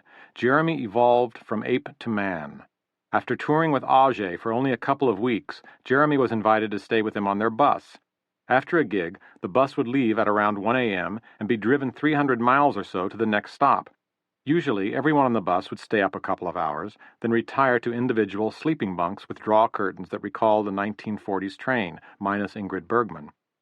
Inside the bunks were headphone jacks that plugged into a central sound system. One of Ajay's members was a Buddhist, new enough to the discipline that he went to sleep every night listening to audio tapes of books on Buddhism and meditation. Jeremy would plug in because he was bored. At first, he was sickened that he was listening to spoken word tapes and wind chimes, but soon, after one particular meditation provoked a surreal vision in which he toured his bedroom at age 4, the nightly routine became the high point of his evening, and he began to listen and listen intently. But more important, as the Buddhism tapes dwindled, new tapes from shopping mall bookstores were purchased from the same shelves that stocked the now exhausted supply of Buddhist recordings, and Jeremy was suddenly plugged into the entire current canon of self-help.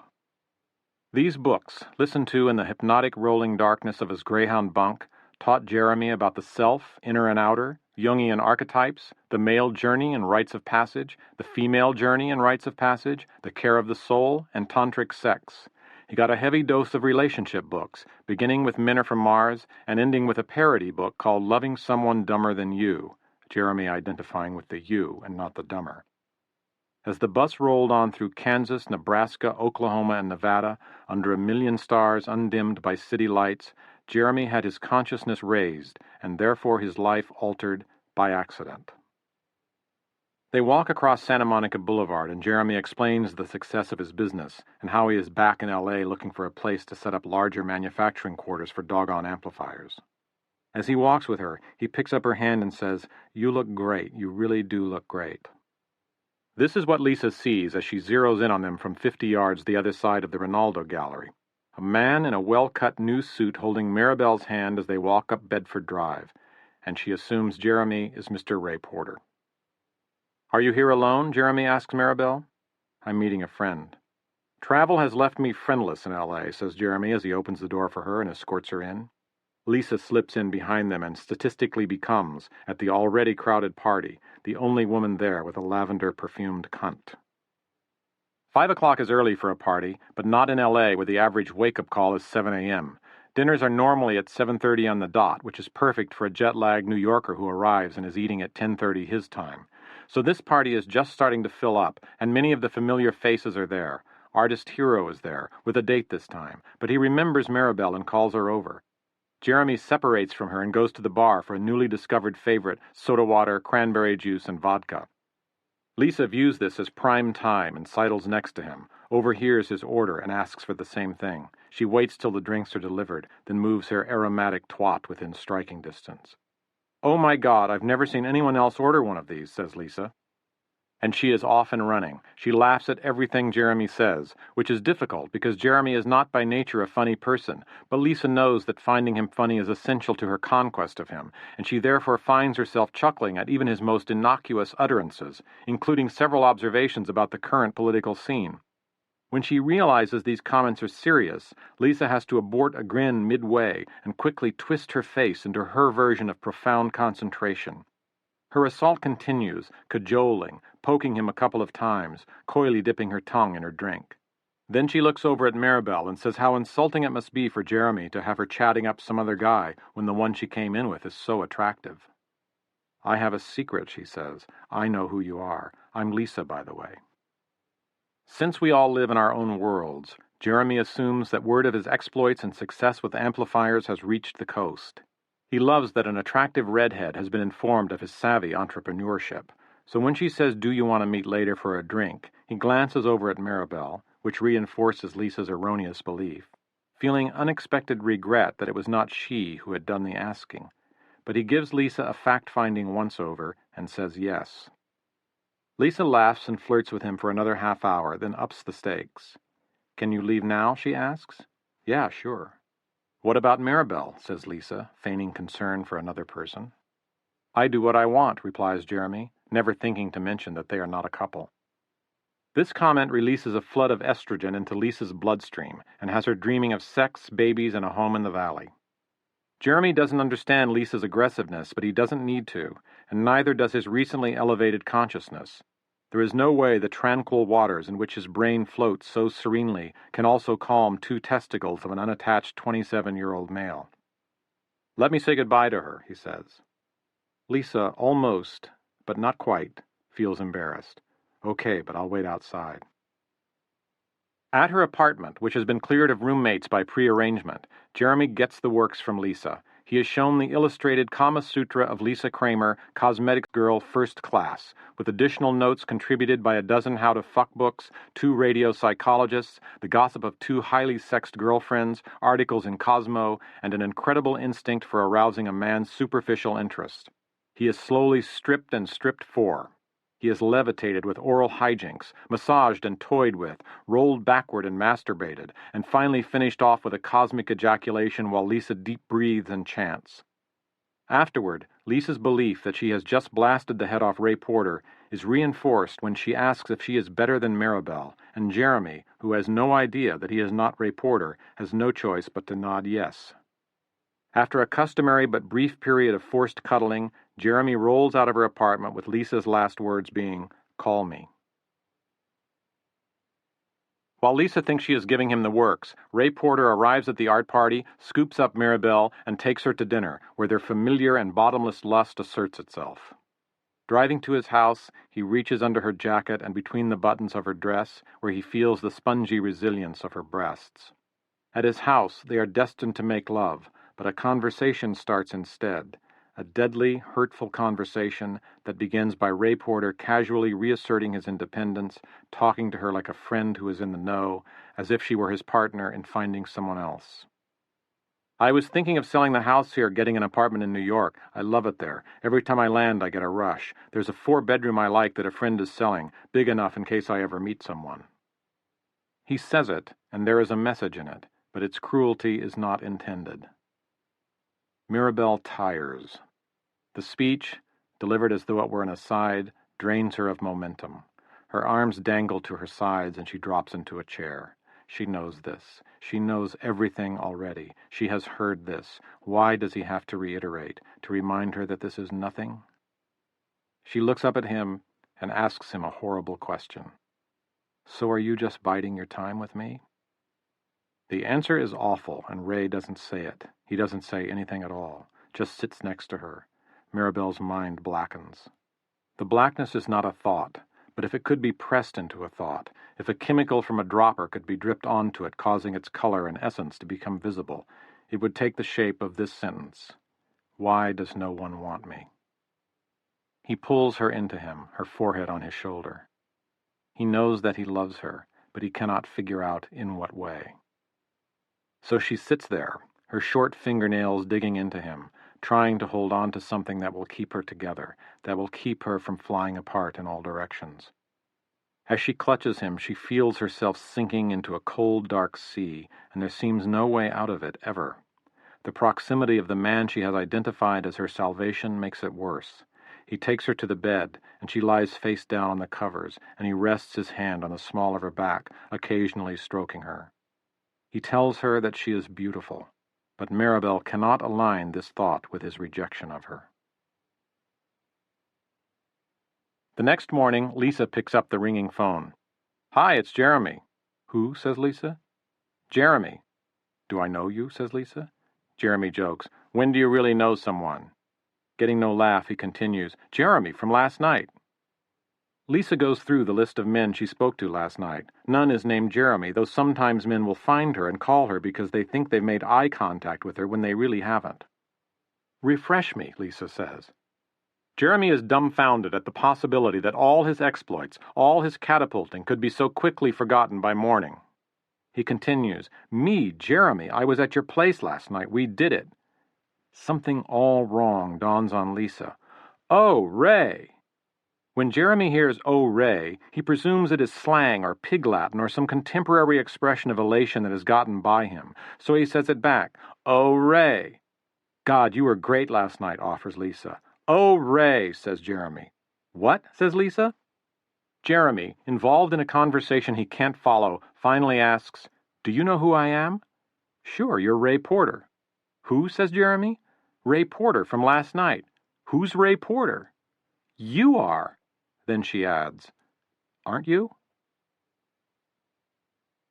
In the morning after the agony of the night, Ray drives Mirabelle to her car, in time for her to get to work by 10.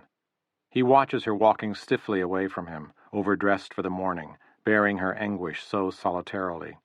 He wonders if it will be the last time he will ever see her. She puts on her driving glasses and starts up her new-for-her Explorer. She waves a small-fingered goodbye to Ray, and he notices her diligent concentration on driving as she pulls away. She enters Neiman's, passes the disgraced Lisa, walks up 4 flights, and slides into her niche behind the counter.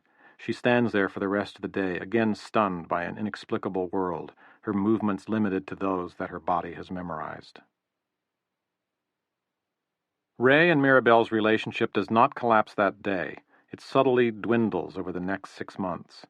There are fits and starts, but they can all be graphed on a downward slope. He takes her to dinners, drives her home, hugs her goodnight. Sex is over.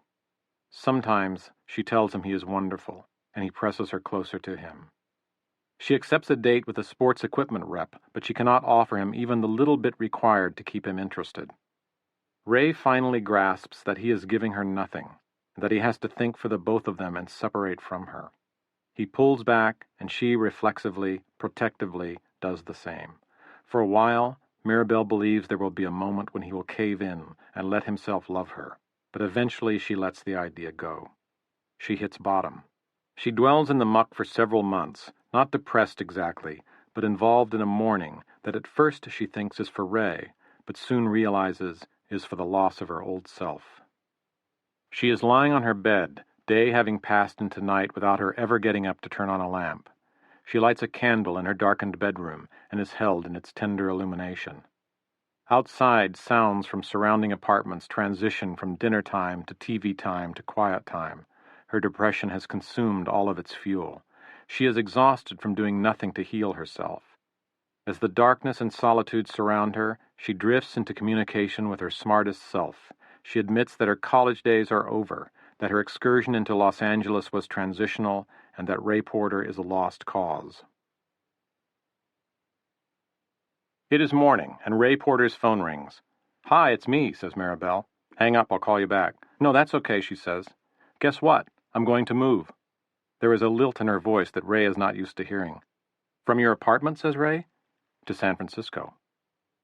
There is a short discussion about why she chose San Francisco, which is unrevealing, and there is no discussion about whether it's a wise move or not, as Mirabelle's determination is clear and strong. She makes one small request of Ray that he fulfills. She utilizes Ray's long chain of pull to land an interview with a gallery in San Francisco, not to be an artist with the gallery, but a receptionist.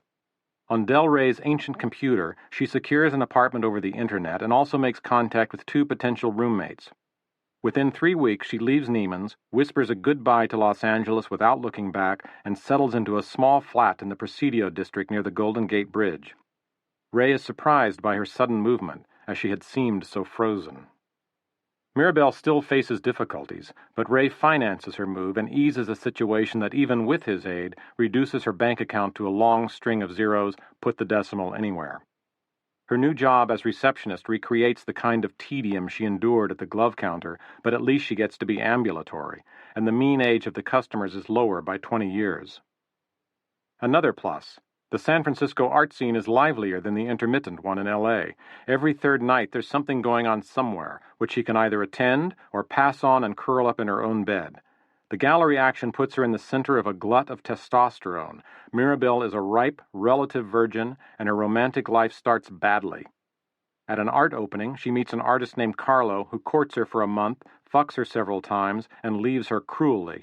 She calls him on the phone. He says he is on the other line and that he will call her back, but he never does. Ever. She summarizes and explains this event to herself, not by saying that she is yet again unwanted, but that she has learned something about her own decisions. She has learned that her body is precious, and it mustn't be offered carelessly ever again, as it holds a direct connection to her heart. She sheathes herself in a protective envelope of caution, and learns never to give away more than is being given to her. The mini-disaster of this brief romance accomplishes something else, too. Mirabelle is able to shift her anger from Ray to Carlo, and Ray is then able to become a friend. While she adjusts to San Francisco, Mirabelle's spirits rise and fall, but she is determined to stay positive. Ray keeps in touch by phone and sends small checks her way when he reads the need in her voice. Mirabelle has long given up her instinct to refuse the aid, as she has no choice but to accept it, which she does with sincere humility and graciousness. She also pursues her art with a steady diligence, and her drawings are accepted in several group shows. The small drawing, not even 8 inches square, of her lying nude floating in space is shown as being from the collection of Mr. Ray Porter. In Mirabelle's new job, she meets artists and collectors. She is always careful not to promote herself through gallery contacts. Her sense of correctness prevents it. But she now enjoys being a relevant person at the openings. She often calls Ray, who immediately calls her back according to plan. One afternoon she announces, "I'm going to an opening tonight, and my goal is not to be a wallflower." Toward the end of each week, she has collected a few stories to report to him, her nights on the scene, who flirted with her, who slighted her. She also monitors the sporadic comings and goings of the vilified Carlo, who popped into one opening with a pregnant girlfriend on his arm, sending the fragile Mirabelle into an angry snit. She tried to get even with him through psychological warfare, but couldn't because he didn't care. Mirabelle's stay in San Francisco stretches into several seasons. The frequency of her calls to Ray Porter diminish. She has a few flirtations, conversations really, that never amount to much. But one night, she takes the walk up the stairs of her new flat and notices on the doormat a small, oblong, clumsily wrapped box with an overly large Hallmark card taped to it. Once inside the apartment, she sets the box down on the kitchen table. She feeds the cats, then untapes the end of the wrapping, and inside finds a plain white box, and inside that, a rather cute Swatch watch. She opens the note and reads, "I would like to have dinner with you, Jeremy." And quickly scribbled below is the usually tacit implication, "My treat." Jeremy has been working around the West Coast for the last 6 months, during which time he's made an out-of-proportion 6-year psychic leap by funneling the entire contents of the Bodhi Tree bookstore into his brain. He has been commuting to San Francisco ever since he hit the road, and now, ready to settle down in L.A. and become a minor lord of amplifiers, he finds himself having to go to Oakland every week on business. Occasionally Mirabelle's image floats into his consciousness and hangs there.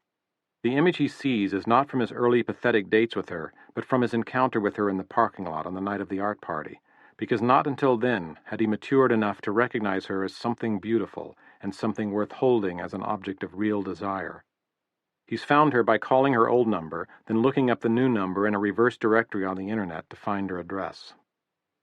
Mirabelle calls him at the number scrawled on Jeremy's note, her memories of the awkward night in her apartment also having been diluted by their short walk to the Rinaldo Gallery, now almost a year ago. A date is set several weeks in the future. When the day arrives, he shows up in a taxi, and from her window, Mirabelle sees him tip the driver several generous bucks. Then they walk to a local restaurant where, upon approaching the hostess, Jeremy announces, "Table for 2, Mr. Kraft." Mirabelle has forgotten his name is Kraft, but is aware that this is only the second man in her life who has taken her to a restaurant where a table has been reserved for them.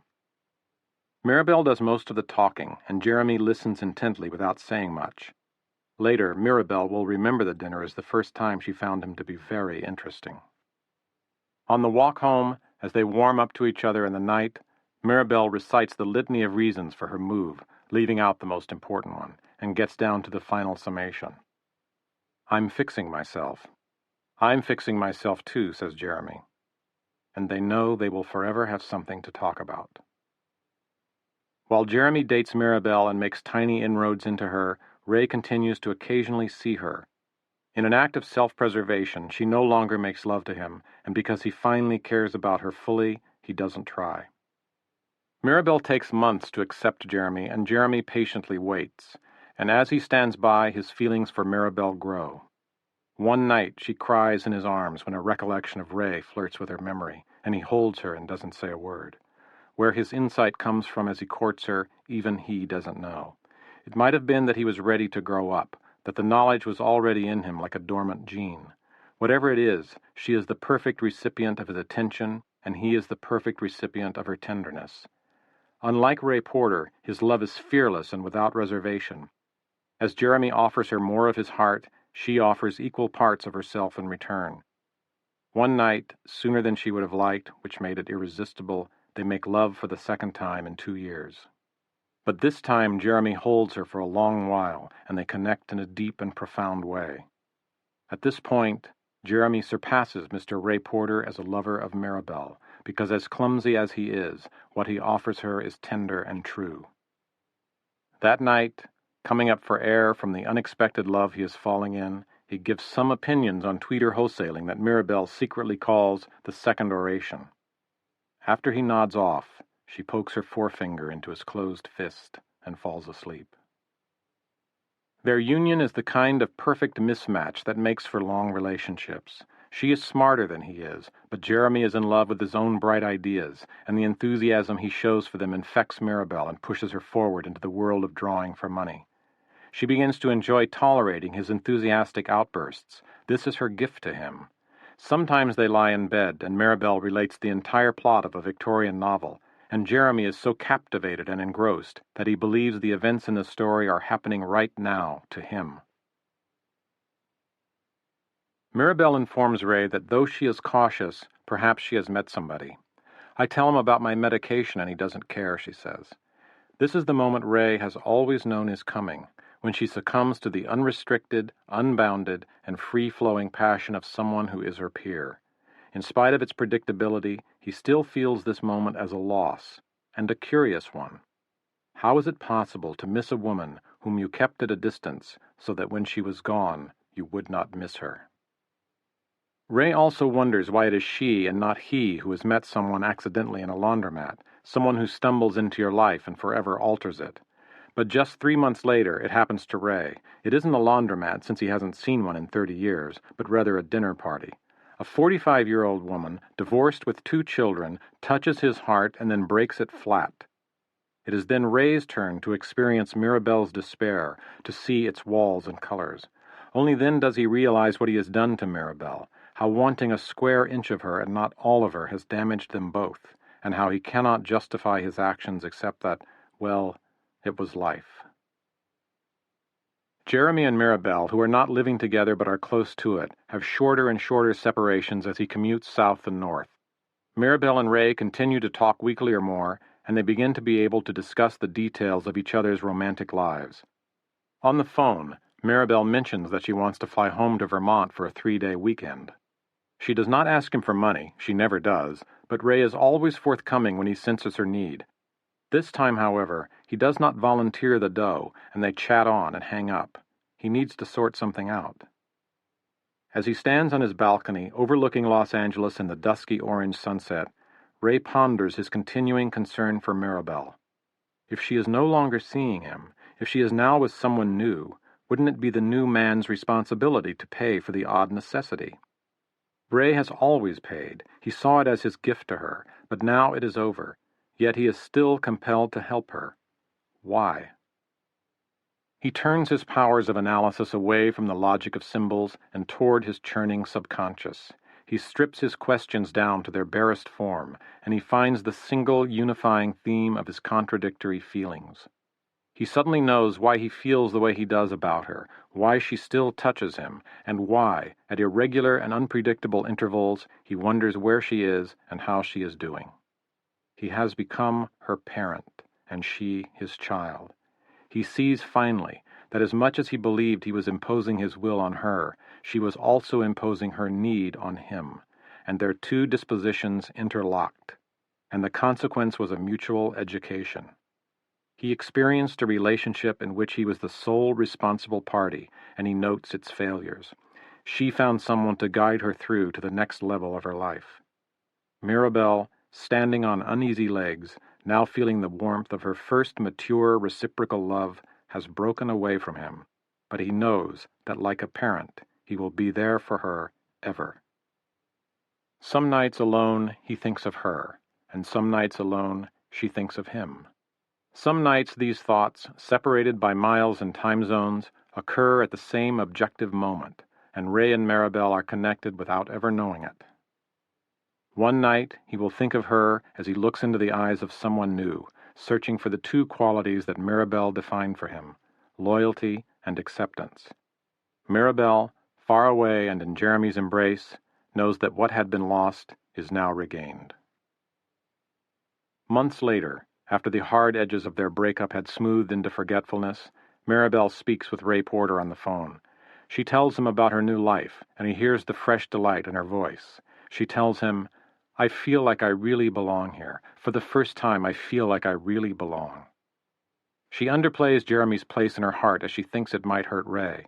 She mentions that she continues to draw and sell, with a positive review in Art News to her credit.